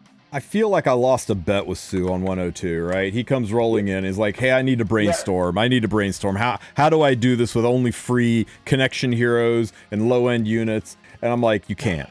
You can't. If you do that, if you're able to do that, then hats off to you, man. You've damn near done the impossible. And this son of a bitch goes and beats 102 with Kyrus, Tam, Ross, and he did have to stick Tenebria in there. No, go to the end. Go but to the end. he got mad at I do it twice in one video. Yeah, he got mad at himself, right? Because he knows he's gonna tell me. I'm like, see, you couldn't do it. You had to use a 5-star. I told you. Then so the son of a bitch, he goes back and he does it again. With Wanda. He does it with 3-star units, Tam and Ras. Hardest damn floor in all the Abyss. He uses 2 3-stars and free units. So yeah, if you guys aren't subbed to Sue and you still have Abyss to complete and you're like, I can't do this Abyss floor, and he's not even using good gear. Yeah, go look at my gear. It's at the start of the video. Look at my gear. Go slightly ahead. It's a little bit past my mechanics description. Like probably like surely this is the most broken Tenebria ever, right? No, look at it. It's garbage. It has like I think a 15 abyssal on it, which by the way the Wanda one doesn't even have that. So how can you expect people to compete with a 50% crit chance Tenebria with 183 crit damage? I mean that's not reasonable. It's pretty garbage for the most part. Like the Kyrus is like, look at the Kyrus. She's almost got 1100 defense. Yeah, but look at the gear, dude. It's a piece of labyrinth gear. I like how he's flexing here by using a +0 artifact. Because I don't have resources. Like I don't have catalysts. I don't have charms. Right? I barely have gold. What are you gonna do? Unleveled boots. Going away. Unleveled boots and 2 right side goblin beasts to beat the hardest freaking Abyss floor. Those are my only those are my only hunt boots, by the way, on the entire account. They're like HP percentage, flat HP, flat attack percentage, or attack percentage, right? Like it's literally like garbage. Like I think it's unreforged. It's like 65 equipment score. I literally only play it for the speed main stat. Yep. Abyss videos are like the most underappreciated videos out there because people are one and done. Once they get past it, they never go back. So it really is a labor of love, and it just shows Sue's commitment to the community that he is actually not only doing this for us, for me, because everybody wanted me to do this shit, and I'm so glad that Sue is doing it so I don't have to. those timeless videos, though, are so valuable. Because they are. It's great content. Yeah, over 2 years, if those videos are good and they're easy to follow, those are going to get 100K each from people. Consider if Epic 7 keeps getting new players. Aside from me, in the last year, the 3 people on this call are the only people that have made Abyss guides. I do plan to go back, watch your guides, and come up with teams that are very, very different from what you used, not necessarily free to play, but like mid-game player kind of stuff, and make guides. And so anybody that says, I can't do what you did, I'm like, then you go do what Sue did. And I'm not touching it at all. Yeah, but man, this every single one of these is not just an hour, but it shits all over your account. You're moving gear all over the place, and then you're spending hours putting it back to tear it all apart again to do the next floor. A lot of effort went into this, so I mean, make sure you guys are following Sue's channel and giving him some subs and. Appreciate it. Smash that bell harder than you'd want to smash ML Luna, right? Somebody said in chat, like 10 million doesn't seem like a lot of gold. I just want you to know, like, when I have to re-gear for a floor, if there's no free unequip, like I have to spend like 4 million gold, and then I have to like I have like 20 silver transmit stones and like hardly any stigma. I literally use what little stigma I have to get gold back just so I can make the video. Hall of Trials is roughly the amount of effort it takes to do a Abyss floor. Yeah. You see my gold? It was 98 million before I did Hall of Trials. I spent 20 million gold gearing and ungearing units trying to find the way through to make that Hall of Trials video. It was crazy. Yep. It spends fast, guys. I'll get it all back this weekend. I mean, I'm going to do a good chunk of unrecorded history and get it all back. Yeah, I'm going to take a crack at one. Where am I ranked in Hall of Trials? I think I checked yesterday. I was ranked 10. That's right, maintenance. People found a way to squeeze about 5% more damage by using Lilka. As freaky as it sounds, man, we all thought Fenris was going to be the best, but Lilka, Her S3 has 1.9 mods. Do you know that, Sue? Her S3 1.9? 1.9 on her S3. Her stats are low to kind of make up for it, but yeah, that's why she's doing more damage than Fenris in Hall of Trials. Yeah, so you guys are aware, like 1.6 is like 1.7. That's usually where like it's like considered average, and 1.8 is like the tippy top, right, of what we consider like really good. If it's lower than that, it better have pen. So her being 1.9 is like, ooh. I think like Celine is like the pinnacle at like 2 and change. Yeah. That's why, in case you ever wonder why Celine's soul burn like just murders a thing, it's because it's the highest single target damage for 10 souls or less in the game. Well, it's a lot of unique, weird conditions that let her do what she does. It's not like she is normally a nuker. It's just the way that Hall Trials lined up. I don't even think Smilegate anticipated it. They clearly wrote this Hall Trials around giving people a reason to pull Fenris so that they would be happy they have Fenris and that they can use him moving forward, and he's not just a Katie's unit. And Lilka kind of stole that thunder. Yeah, Fenris's mods suck, by the way. Like, so he has like, his S3 is like 1.1 or 1.2. But he has penetration. You're like, oh, but that's why it's so low. It's got pen. Rylet's a 1.4 with the same pen. Like, that's why I'm like, dude, how did you guys get this wrong? And like, I get it. He gets greater attack buff, but Rylet also gets attack buff, and Rylet has way higher base attack, if I'm not mistaken, or at least they're in the same ballpark. Like, Rylet's just going to do more damage every time. Like, they messed up on Fenris's mods. They're just bad. I'm actually I'm a new player, and I love all of you because your videos made me understand the whole idea about how this game works and equipment and actually everything in 2 weeks. Holy crap. That's a lot of videos if it got in 2 weeks. This is a complex game. I always say there are MMOs that aren't as complex and involved as Epic 7. I think it takes months to learn, weeks to learn and months to master. And that's part of what makes the new player experience so good. Like Deity said, it's got an enormous honeymoon period. Anybody that plays this game, if they're liking it by month 2, they're still going to be liking it by probably year 2. Depending on how much time and money they put into it. I think it'll be 2 years before you really start hitting the point where your achievements feel more incremental, where there's just not as much stuff for you to do anymore. Yeah, and at that point in time, you've made some lasting friendships. You're in a guild. You've got a community, and that's what keeps us all here, chained to this game. Yeah, a friend of mine who used to play the game, you might remember him, Deity. I don't know if you remember Welchie. Welchie used to love playing this game because he's like, it feels like Diablo, where I feel like there's always something to grind, always a project to work on. Right? Always something to strive for, make a build better. And like, if you're somebody who likes those games where it's a project and you like tinkering with numbers and stuff, and you appreciate the art style, you're gonna love this game long term. Welchie, did he stream? I recognize the name. Didn't stream, but he was a high-ranking RTA player. Like I think you fought him a couple of times. I don't know if you remember. He tried to cleave you one time with Terranor Guard. I don't know if you remember that. I've played so many RTA games. I don't know. It's fine. I just if it was on stream, I'll find the clip maybe or something. But yeah, it was years ago, man. Like back in like 2019, 2020. I just remember him being like, "Dude, I came up with Terranor Guard Cleave and RTA." I'm like, "Go to bed, bro. Like, what are you doing?"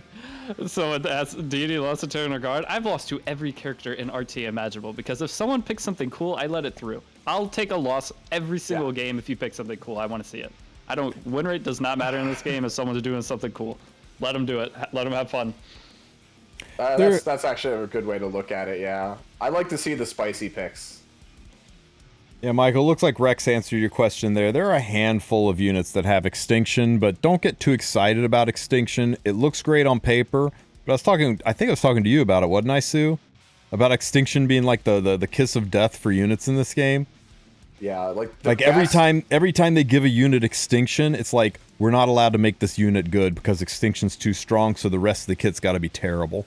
Yeah, I was gonna say that straight up, the best 2 extinction units in the game are Specimen Says and Little Queen Charlotte, which I would say are both fringe units.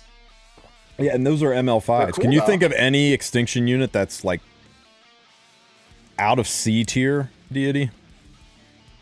Extinction unit out of C tier? Yeah. And we're not talking about Raised Block, we're not talking about Briar. Extinction unit out of C tier. Bro, Vigilante, Corvus? Glenn. Dark See, Corvus? it's rough. Yeah, I mean, Can we Dark pretend? Corvus is as close as you get, and that's pretty much just for Guild Wars, and he's not finding a lot of use. Her Lilibel? Nah. I forgot about Lethe. Lethe. Lethe's a good answer. Yeah. Is she above C tier right now, though? Not really. Not right she's now. a single- She was in her day, though. She was in her day. Sigrid, no. Glenn, no. Millum is Millum, probably the no. highest of all those. I mean, you can make a Millum Yeah. work right now if Yeah, you really wanted to. I actually really like Milam. Not to be confused with Demon Lord Milim. Yeah. Thanks, Tristen. Top model Luluka is like B She'd tier be if the you've got highest. whale gear. Yeah. If you got Yeah, she'd whale be the end gear. highest. If you don't have whale end gear, she is deep, probably below C. Yeah, actually, it's probably top model's probably the strongest overall. Which is extinction unit, 'cause, crazy, right? Because top model was the most impactful unit of 2020. When she came out, she was the meta. Yeah, it was like her and Rowana were the Mm-hmm. 2 most influential units. Yeah. Everything. If you didn't have this unit, you didn't get to play. It was crazy. Do you guys remember Kenny? I do. Kenny Oh, had yeah. like 3 BK tens Kenny. back in His fr- 2021. yeah. Yeah. That was unbelievable. I don't know, D, if you've never watched the. Can I even what do your what he favorite did? I made a what your favorite waifu says about you for Epic 7 video, and that's literally the TML one. You just wish you could be as good as BK Kenny. God, look at That's this. your waifu. With my best gear, I'm still 4 speeds slower than BK Yeah. Kenny's top model It was Luluka 3 was. years ago. That's what it was. 3 It was years. 3 3 years ago. I know. Madness. And it still had like 84 crit chance and like 300 crit damage, but Yeah. he was the first person to show us that the red Koeric artifact was ridiculously good. But he actually had the damage gear. Like at the time, I could get close, not on damage gear. I was like 307 or something, but not on damage. That was Yeah. the craziest part. He had the 330 ran at this point if he kept playing. Yeah, he straight up had the best TML. Like everybody wanted to be his Luluka, and like there are some other servers like whales from other servers that can come close to like today, right? But you have to understand this was 3 years ago. Like actually the most insane glass cannon DPS I think I've ever seen in the game. Sputnik saying that he, one of my Hall of Trials guide, he learned from me that it's actually pronounced Demon Lord Maylime. Maylime? I'm not even kidding, right? Every time a Hall of Trials involved... Deity's gear crafting. Rowing guide was such a huge guide. Even as a somewhat experienced player, I love you guys for always bringing out banger content free. Do you want to link that guide, your gear guide? Because people ask me for that all the time. The gear guide? A gear rolling guide. That's a huge boon to new players, and it's so hard. People are like, "Hey, can you do a guide on how to roll gear?" I'm like, "God damn it, man! That feels like somebody saying, can you teach?" Yeah, it's like somebody saying, "Hey, can you teach me how to play instruments?" Yeah, exactly. You can't, It's like, so holy much to crap. cover. I'm gonna do y'all a solid because I'll say that is the script I just finalized. Nice, it's nice, just my nice. gear rolling guide, so that's coming within a week. You'll see it from me within a week. It's hard because if you make the guide just information, it sucks. You can't just make it information. I've tried for years. You have to show examples. You have to show the process of you doing it. I did everything I could, but if you just slam information in someone's face, it's not going to stick, and that's why gear rolling's been so hard for so long. I know, dude. I get it too, because like I have new players who are coming to me now. And they're like, just give me like a hard and fast rule. Like, do I just keep everything above 79 and just say go? And I'm like, it's not that simple. Like, you can't just look at the number and be like, that's it. That's it. It's good enough.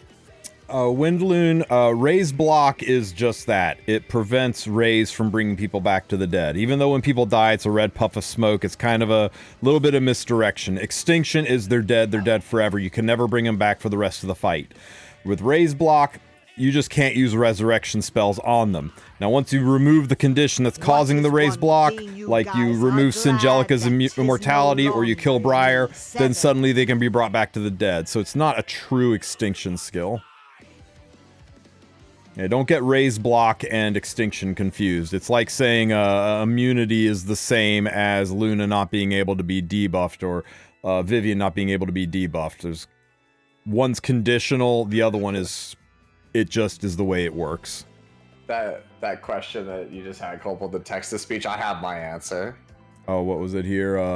What is one thing your guys are glad it is no longer an Epic 7? I'll say it from the mountaintops. Pet snacks! Pet snacks, holy shit. Oh my god. I don't know if anything I could come up with pales compares to that. I mean, it's dogs, it's Phantasmus. That's by far the number one answer.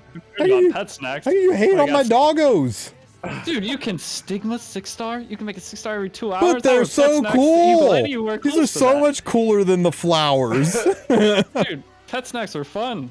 Sometimes you use one, and when you're out of them, you're like excited to get more snacks. No. For me, it's main stat RNG on gear. Yeah, that's pretty bad. But you said wasn't still in the game. Like, that's still in the game. One day! No. RNG on the main stat of gear is not still in the game. Not being able to get above 40 speed unless it's a red boot. If you guys had purple boots, 40 was your max speed, or 35 was your max speed on purple boots. You're talking about when they changed the how gearing works. Because flat stats, they made flat stats retroactively better. Yeah. We went through 2 of those phases. They upgraded, or they changed gear twice. Yeah.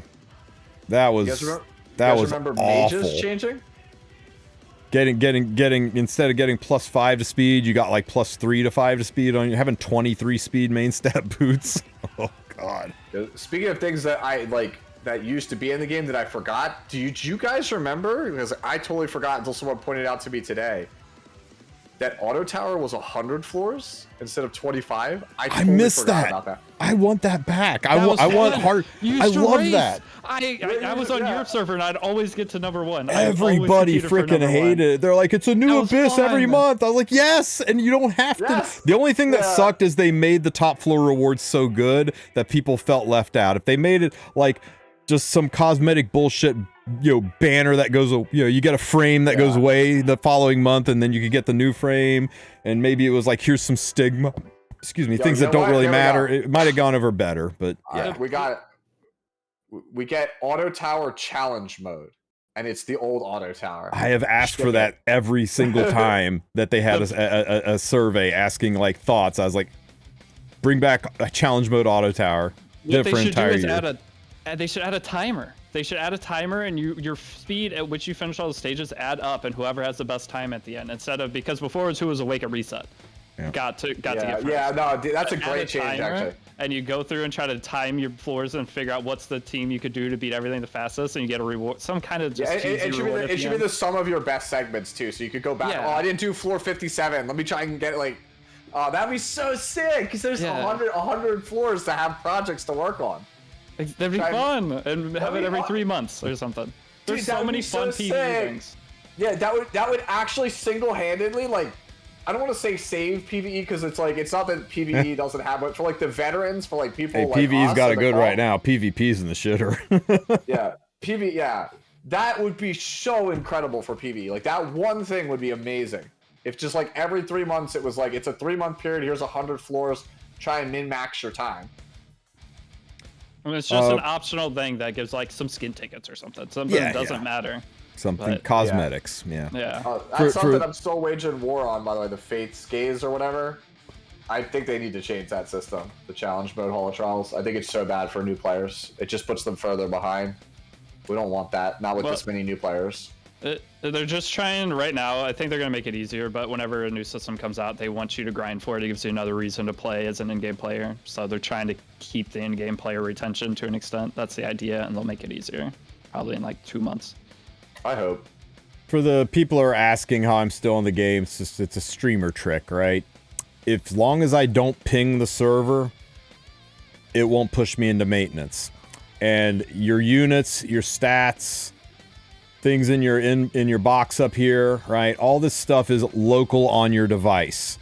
Now, if I do anything that pings the server, I change my artifact. I try to upgrade a piece of gear, and it wants to send that change notification packet to the server is going to kick back games and maintenance, and it'll close my game out. But it's a nice little streamer trick where it lets us talk about units, share builds, and discuss, show examples while we're in maintenance. I'm not actually playing the game. I just haven't pinged the server to activate maintenance. Anybody can do this. I have one thing I want to bring up. Can you guys think of what your biggest mistake in E7 is? Like, what is like the biggest mess up that you've done?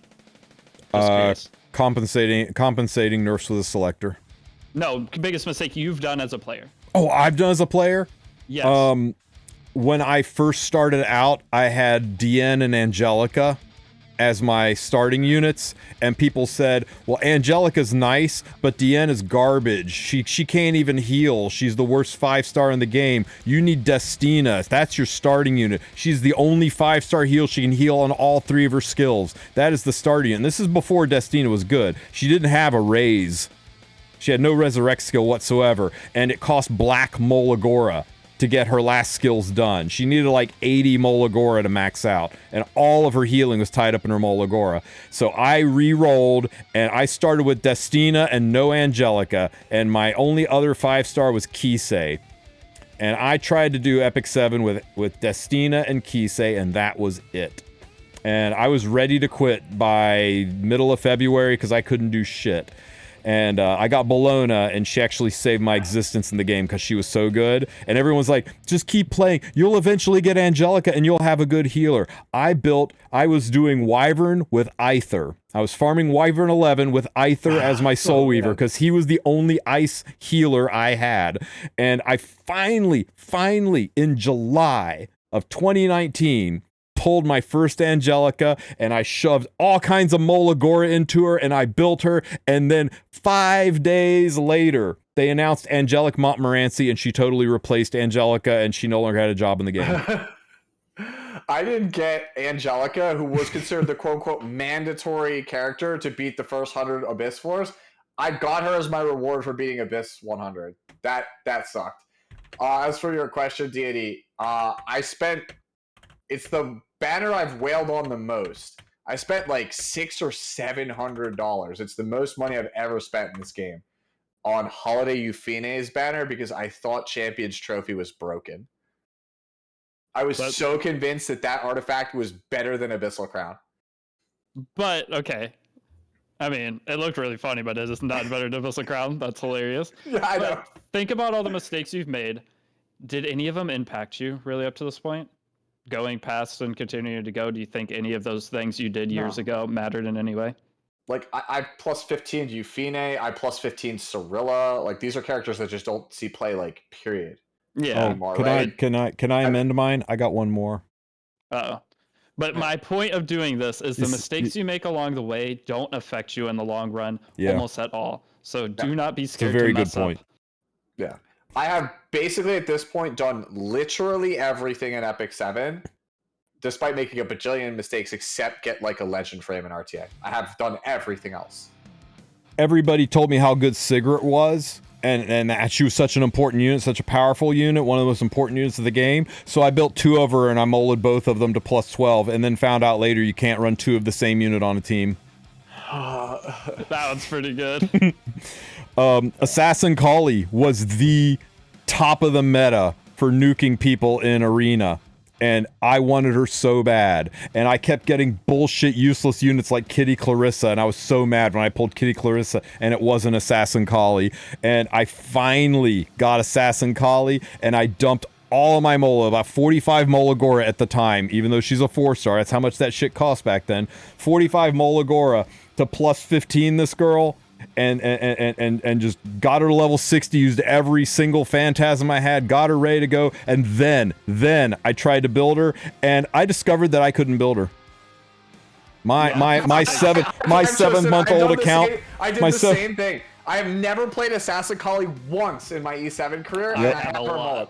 I mulled the crap out of her because in season 1 she was that girl. I remember Deity when I watched you. This was one of your characters. I played her every game. It was this in Flitica. Oh, like Deity was. I would have played her if I could. I tried, and she just bounced off people like a squeaky toy. Constantly got outsped. I just couldn't do it. And when I finally. And I took all the gear off of her and put her in my lobby so I could stare at my mistake every single day and remember to build the units first before investing in them. It's good advice. And then I finally got the gear. I built a good one, and I went in, killed a couple people in arena. I was on cloud 9, and then about 3 weeks later, they dropped this fucker who's just better in every single way. Mullered the crap out of him too. Yeah. I only took him to plus 13 out of spite. I was not going to do it again. I did the same thing with him because I thought he was going to be ridiculous. So I built him. I only have ever used him for one reason in my entire E7 career. And that was to scare the crap out of Kana because he would literally back down from a cleave if you ever picked Acid against him. So I would see a match against Kana. This was before names weren't hidden. I would slam Acid, pick one.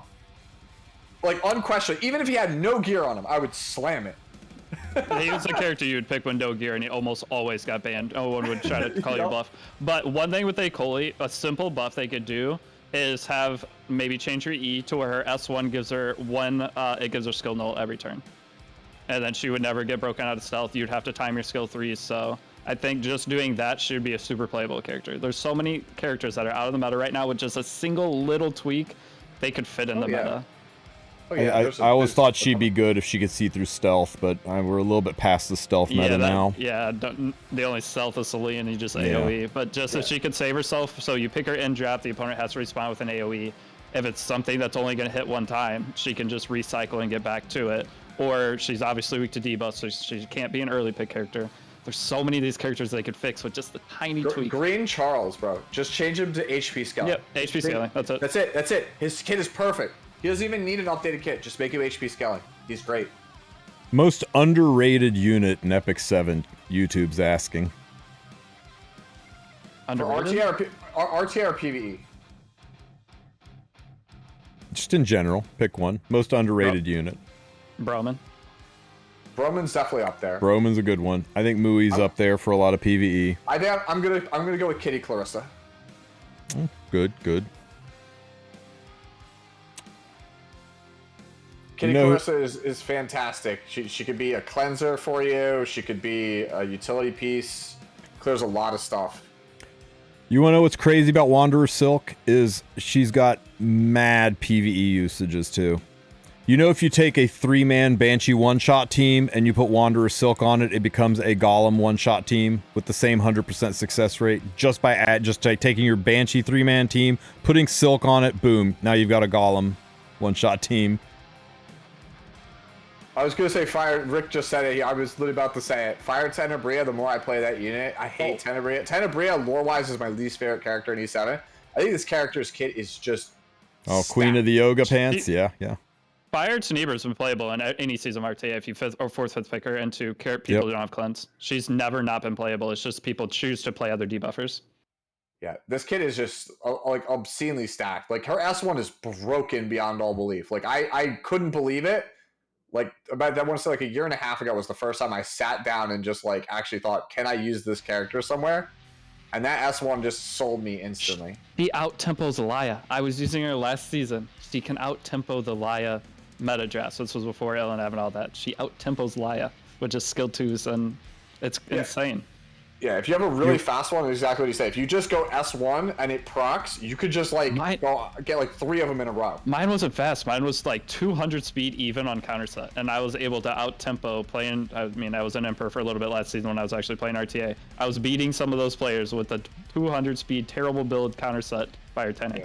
You remember, Deity, back in the day, like season 1, 2, 3 of RTA, where like someone would pick Red Tenebria and you're like, is it a fast debuffer or is it one of these counter ones? Because the counter ones were the frightening ones. You had no idea which one it was. One counter sleep and she's cutting, you're cooked. They get board control. Why are you highlighting my girl?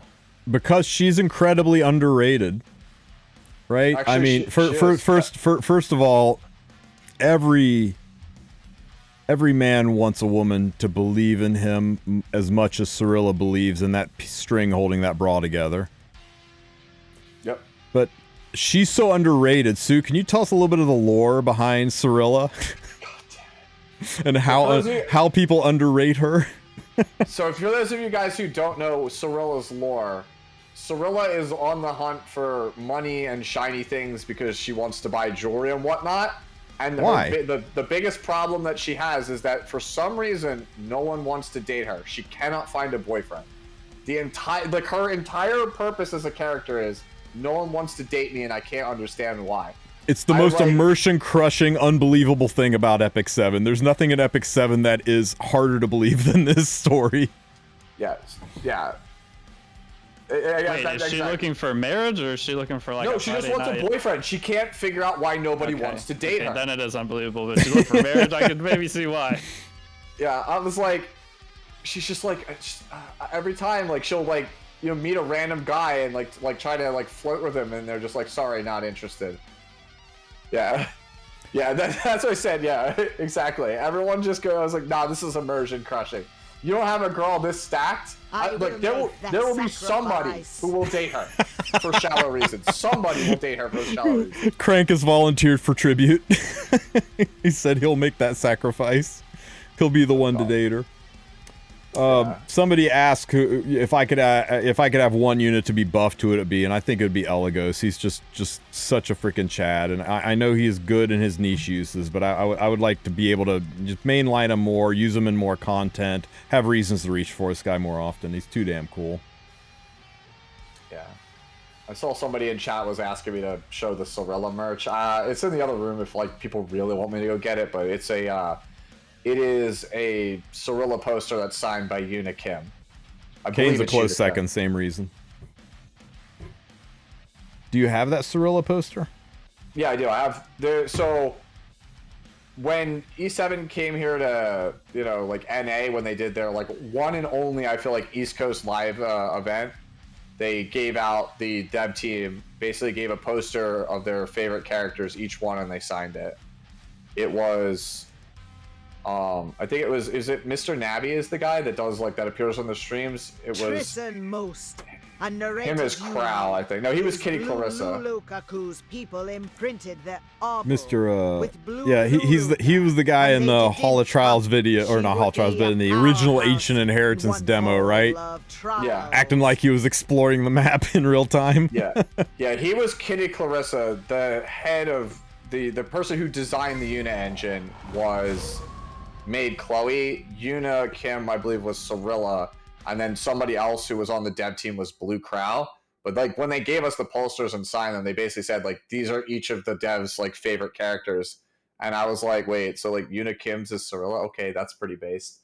Hey, but yeah, I still have it. Somebody's saying Eligos' artifact would be good on Asflan, so let's talk about that. All right, you guys talk about that. I'm gonna go grab these posters just so I could show you, since chat wanted to see it. I'll be right back. This is my second podcast today, and I was drinking during the last one, and now I have to pee every 5 minutes. What do you think of this unit, Deity? Plan? She looks really fun. I think the overall just skill kit is a fun skill kit. There's definitely gonna be ways that top players will find a way or like something to abuse with her.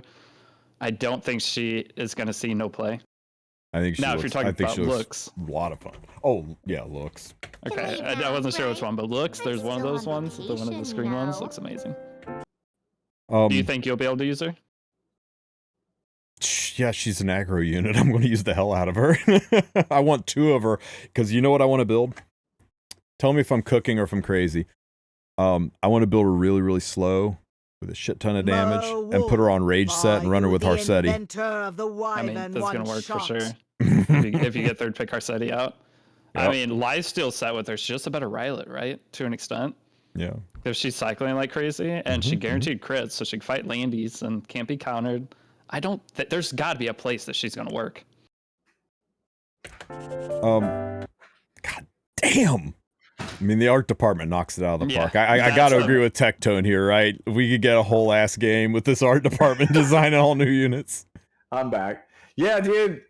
Once again, thank Blue Archive players for dismantling the Korean GRAC. Otherwise, you would not have precious assets like these. And stories like Lytica's, yeah. Yeah, but just real quick, if I can, like there's Crow. I don't know who it's signed by, but they gave out this one. Here's Made Chloe by the head of SG. You can see the signature there. And then we have the Cirilla one that you guys already saw from the YouTube video. And here's the fun part. You guys ready for this one? I've been saving this one for a rainy day. I have a duplicate Cirilla to give away to a fan at some point. So I'm a fan. I'm a fan over here. I purposely got a second copy of Cirilla. Kitty Clarissa I already gave away, right? So that one was already given away to a fan at some point. Yeah, the only other Kitty Clarissa one that I have is signed by Blood Moon Haste and her same VA, right? Abby Trott. Yeah. I have that one like framed, so that one I can't show you. Hey, those of you who are excited about maintenance being over and stuff, realize the only thing that's happening after maintenance is a Vildred banner you shouldn't touch, Hoochie trying to steal your Sky Stones, which you shouldn't touch, an Epic Pass, I think, which you probably shouldn't touch except for the 900, and more Gala stuff. We're not seeing anything with Flan for a whole ass another week. None of that starts till the 17th. This is your chance to take a little break. Just do your daily stuff. Yep. Go take do a some breath. other things and get back ready for when new stuff comes next week. Also, real fast to talk about this slide here, because I had like 6 people ask me this on stream today, who those 2 characters were in the 1 minute. In case you guys don't know, that was Ventus and Ventus and Nodos. Those are like the main characters of the arena story. So if you didn't know, now you know. What about Vildred's artifact? Completely replaceable by a half dozen other artifacts. It's a nice damage artifact. It's really good for what it does, but you don't need it. It's a win more artifact, I think, with what's out there for thieves. Agree, disagree, Deity? What do you think? Vildred's artifact? If you have a max, it used to outdo attack buff on, right? The 20% would outdo attack buff, so it's better than Alexa's Basket. But now with Alexa's Basket being higher percentage, if you don't have it max, I'm not sure. I'd have to do the math again. I haven't regeared my main account in so long. Usually I go in when I regear, do the math calculator, try to figure out what the best artifact is, but I do not know currently. Anyo, thank you for the sub, buddy. I appreciate the 6-month resub, man. Wow. Can we get Notos as a unit? Yeah, no, I agree with your assessment. Like, Sword of Summer Twilight is like optimal, but it's like barely better than your other options. So like, why would you stress about it unless you're really min-maxing like in the super late game? 6 months. Thank you for your content, man. Imsu Heart. Imsu Heart, you too. The artifact used to be really good on BBK, but if you're using BBK, you are probably going into a lot of Ilanovs, and the artifact doesn't do jack against Ilanov. It's much better just to put Alexa's Basket or, better yet, Symbol of Unity, something to boost your damage that doesn't rely on pen. Man, y'all be hating on my girl Ilanov. Ooh. I really want to hear yours and Deity's opinion on Landy, who used to be the most sought-after PvE unit. Put her on Bloodstone. You can use her in PvP and PvE. She worked on... She was the way to get past Abyss 105 before you found your Pearl Horizon bullshit. She was the way to get past 105s, but has she completely fallen off now, or... You know, you're gonna talk bad about Flan. You know, if you talk bad about Flan's sister, she's less likely to come home when you pull up for her, right? All right. So my opinion for this is for Flandy, you pull Flandy because she's the new limited, and then for Landy, if you have leftovers, I still think you actually grab Landy. I know that sounds like that's my personal opinion. You guys don't have to agree with me. I am of the opinion that if you have the ability to grab it, like, so for example, if you grab Flan early, like Flan, if you get her early, then you could go grab Landy. That's just my personal opinion. See, I'm on the complete opposite end of the spectrum where I think you don't touch that unit with a 10-foot pole. I'm very curious where Deity stands on this one. So standing on who? What do you think about Green Landy from like a, sub 1 year playing, relatively new player unit? She used to be the queen of PvE, and she's fallen off quite a bit, but she's gonna get an EE. I think that's why her banner's coming. I think she's gonna get an EE. Yeah. So soon. This is my logic, right? So Landy, it's actually funny we're talking about Landy because Landy is the character that she came out. She was limited. She wasn't good. People didn't pull her. And then just randomly on like a Thursday morning, you woke up and Landy was the best character in the game. And it's like, did you pull her? Is she in your box? Because if she's not in your box, sorry. Like, when and if did we Deity's get right and last she gets an CEs? EE, that could happen again. When do we get the last CEs? With BBK. First Hall of Trials. Like so are we due next First new week? Hall of Trials. Yeah, we're due. I think if we're due next week, I think it'll be announced next week. Yeah. That is my guess. But don't pull her until, obviously. Don't pull on her. And her E's may suck, too. Yeah, and if her EEs are good and broken, you still don't pull her over Flan. Because, guys, check it. Flan is a brand new unit. And every 6 to 9 months, I think that's pretty accurate. Every 6 to 9 months since they started doing it, we get these things called custom group summons. And in a custom group summon, you can select any non-collab limited unit that's had 2 or more banners. Landy has had 2 or more banners. You could add her to a custom Mystic summon down the road. Flan, she's only going to have had 1. You'll probably have to wait a whole ass year before she gets her second banner, and then you can start picking her on the custom group summons. So if you can only afford to pick up 1, get Flan, and then start saving up, and when the next custom group summon happens, which will probably be sometime between November and March, most likely February range, is when we're due for one, I think. Yeah. My opinion with Landy is, if you pull her, you won't be sad. You can use her. But right now, like we're using her in PvE, you can use like 9,000 other characters, just like all PvE stuff. I would also strongly recommend that this is from the 17th to the 31st. You wait as close to Halloween as you can before you go nuts on Landy, because that way you've got at least got eyeballs on what's coming down the road. And if you pull her on the 17th and you go to Pity and you spend all your stuff, and then on the 28th they announce a JJK collab and it's your favorite anime, you're going to be in the shitter and whipping out your credit card. Yeah. So I wait. agree with everything you guys are saying. You've lived your entire life without Landy. You can go 1.5 weeks before you commit. Right? Don't get pulled into the hype.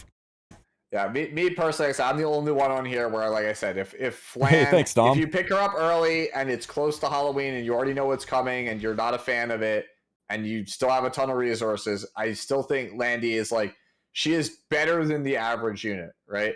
She is better than the average unit in this game. She used to be the best unit. Obviously, power creep made it so that's not the case. But again, like Deity said, you won't be disappointed with the character. Why do I think JJK? I don't. I just pulled a random anime off the top of my head.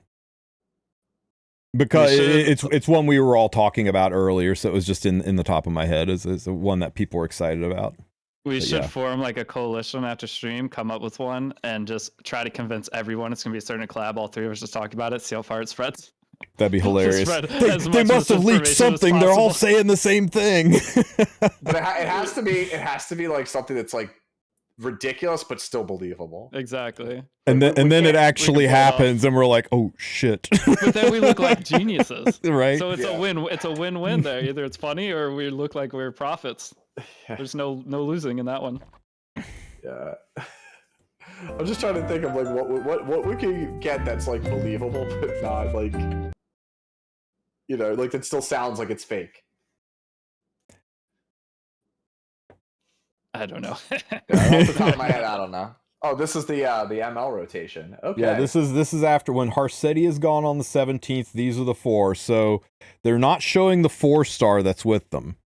So it could still be Wretched Rose or the new Shuri, but I don't think it will be, because the way they worded the recall, when they announced the recall, is they said any unit that is available prior to the recall can be selected when you recall your Oxlots. Yeah. And there's no way they would set it up so that you could select the current on banner unit. So I don't think that or they'll go back on what they said and stealth rewrite it like they did with the buff dates. They have done that one time before, though, that you could pull the newest character. Mm-hmm. So if they did that, a lot of people would be happy. So it could be a PR move. Could be. Maybe. We'll have to see. But I'm curious what everyone's thoughts are on these guys, because I have thoughts about these. About these 4 units? Takes whale tier gear to make usable, and even then kind of barely usable. Nobody should pull for this unit. Really good counter cleave, arguably one of the best counter cleave units, and semi good into Harsetti because he will not necessarily go second, but he will go third, and he can put things to sleep if he's not controlled. But I don't think you pull him because his primary use is anti-cleave and cleaves in the shitter. Eternal Wanderer Ludwig is a cleave unit, and cleave's kind of in the shitter right now. That could always turn around. People say cleave's dead all the time. I say it all the damn time because, you know, I'm an alarmist and that's what I do. But he is a very good, solid unit. He's one of the easiest ways to get into cleave and aggro. But where are you going to use him in a post-Harsetti meta? Shu, I think, is actually probably one of the strongest units on this. But if you like or love or want any of these units, you do you. But just like I recommended with Landy, waiting until the 31st, please, for the love of God, wait until the first week in November so you can have eyes on what's coming next. What's coming next could be a smoking hot ML5 redhead who changes your life with legs that go all the way to the ground, and you will be so sad that you blew all of your mystics when ML Hua Young drops in your lap or Death Metal Tamarin shows up, right? So you again, you've gone your entire life without these units. You can wait 2 weeks. Wait for that last week. Don't get sucked into the hype. Wait until the last week so you can have eyes on who the next new ML5 is, what their kit looks like, and then you can make your command decision. Yeah. If you have impulse control issues like me, sucks to suck, you're going to do what you're going to do. But if you want to play the game the smartest way possible, just wait let the first 2 weeks go by and then make an informed decision with your mystics. And Dong Lee, thank you so much for the sub, buddy. I appreciate it, man. Welcome, and thank you again for the support.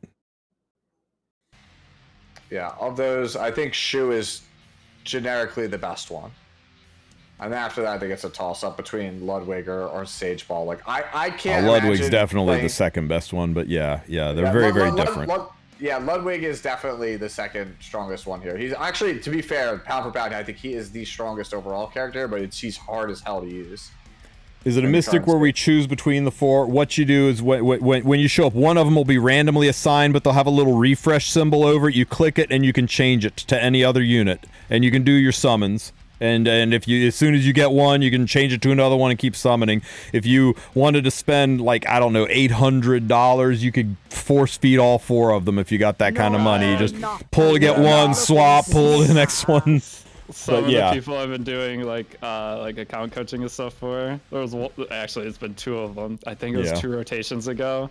They went and pulled every single character on the thing. Oh That's great. That's madness. They spent the whole mystic pack out because I worked with them the night before, and then the next day I looked at their account. They had everything. We went straight from a new player. They're like 21 days in, straight to challenger. It was the easiest thing ever. Wow, that's crazy.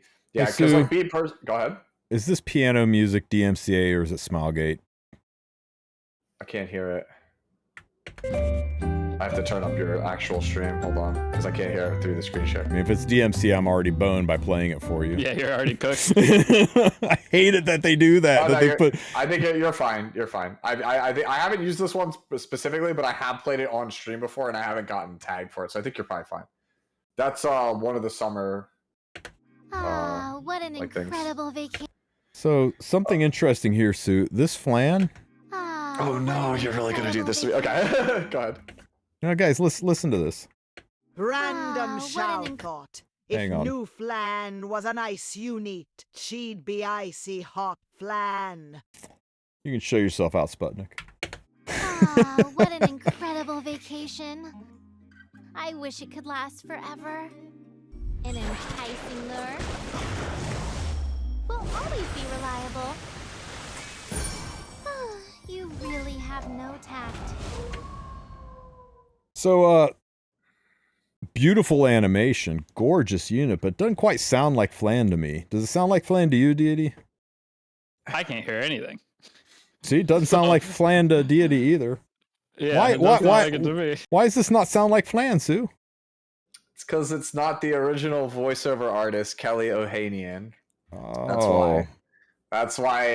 That's where Tristan's going with this. So, hi, I'm Sue. part of the thing that I do in my videos is I like to highlight the voiceover artists that make the games and anime that I watch possible. I think it's a really important and pretty thankless job most of the time. Most of these people bust their butt for very little money and often get no recognition for it. So that's why I highlight them a lot in my videos. And for those of you guys who do not know, we don't have the full details of it, but as of July, SAG-AFTRA, which is, the Screen Actors Guild, is on strike against certain companies.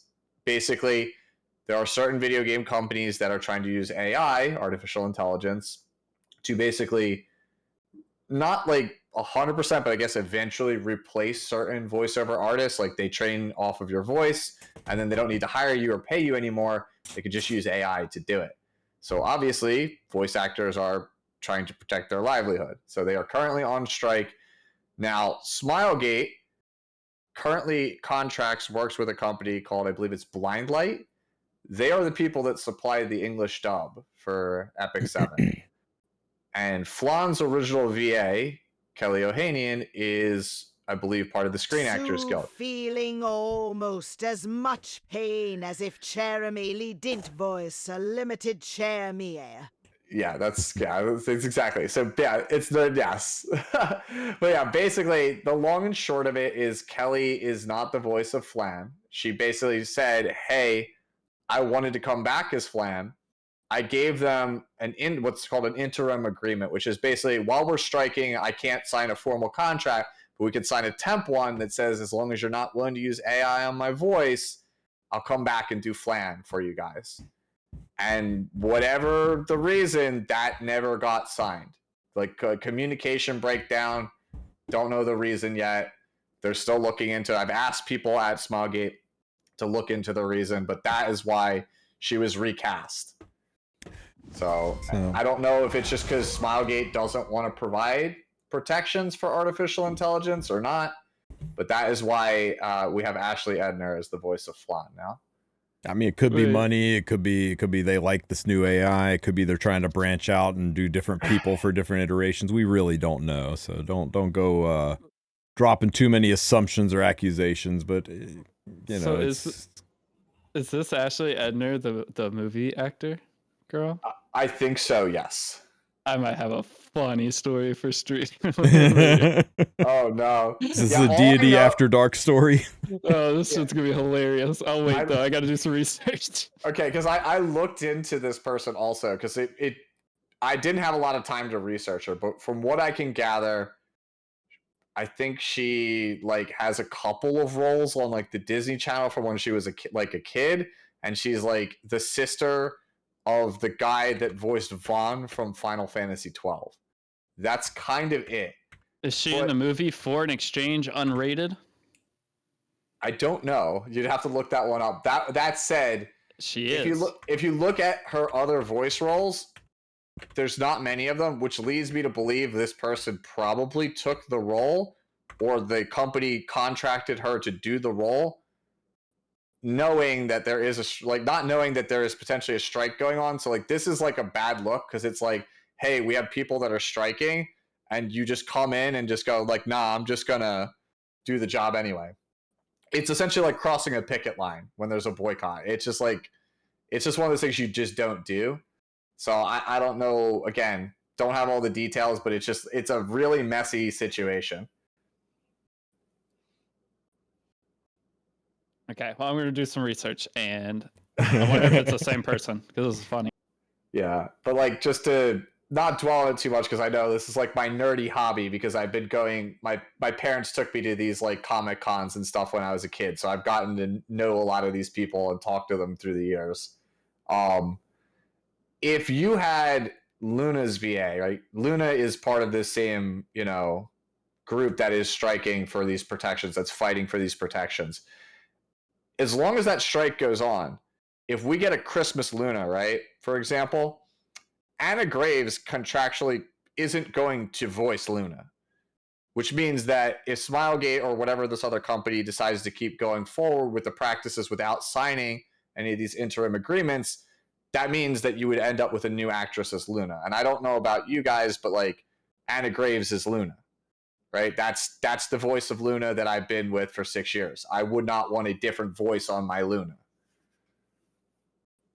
That's where we're at the heart of this. So like if you're a Pirate Captain Flan fan, right? Like I'm not saying this is necessarily the case, but like Valky's favorite character is Pirate Captain Flan. Like I don't know if he knows that Flan got recast, but like hey, maybe that would upset him because he has a connection with that character. He probably plays with either sound off or JP. It's just hypothetical, Yeah. Deity. Entertain me here. They have voice lines? What? I don't know characters talk to this game. So yeah, like I said, I know that I have as many fans of the fact that I support this stuff as detractors. Oh, it's cool you support it. I mean, time anyone does anything, creates something, it's always cool to see someone recognize it. Mm-hmm. So I respect that a lot. I just wanted to make a joke. Well, guys, Yeah, it is 1 a.m. here, past 1 a.m. here on the East Coast. So I do think we're going to wrap it up unless either of you have something that you want to add to or discuss real quick before we kick out of here and get some sleepage. Sajibiyan, I already put in a thing for the community managers to let them know to not remove stealth from Says. I specifically forwarded that to like the head guy, and from there it's out of my hands. Yeah, guys, you realize that when you're needing customer support on this game, when you're needing help and you want to affect changes at the top level, you know how like you can go into like say like a Target, right? You go into a Target and there's this big desk with these big words that says customer service, and you can go up there and give your complaint to those people, and they'll take your complaint and send it up the chain. Well, the three of us are like the mascots outside holding up the sign that says big sale today. Okay, so yeah.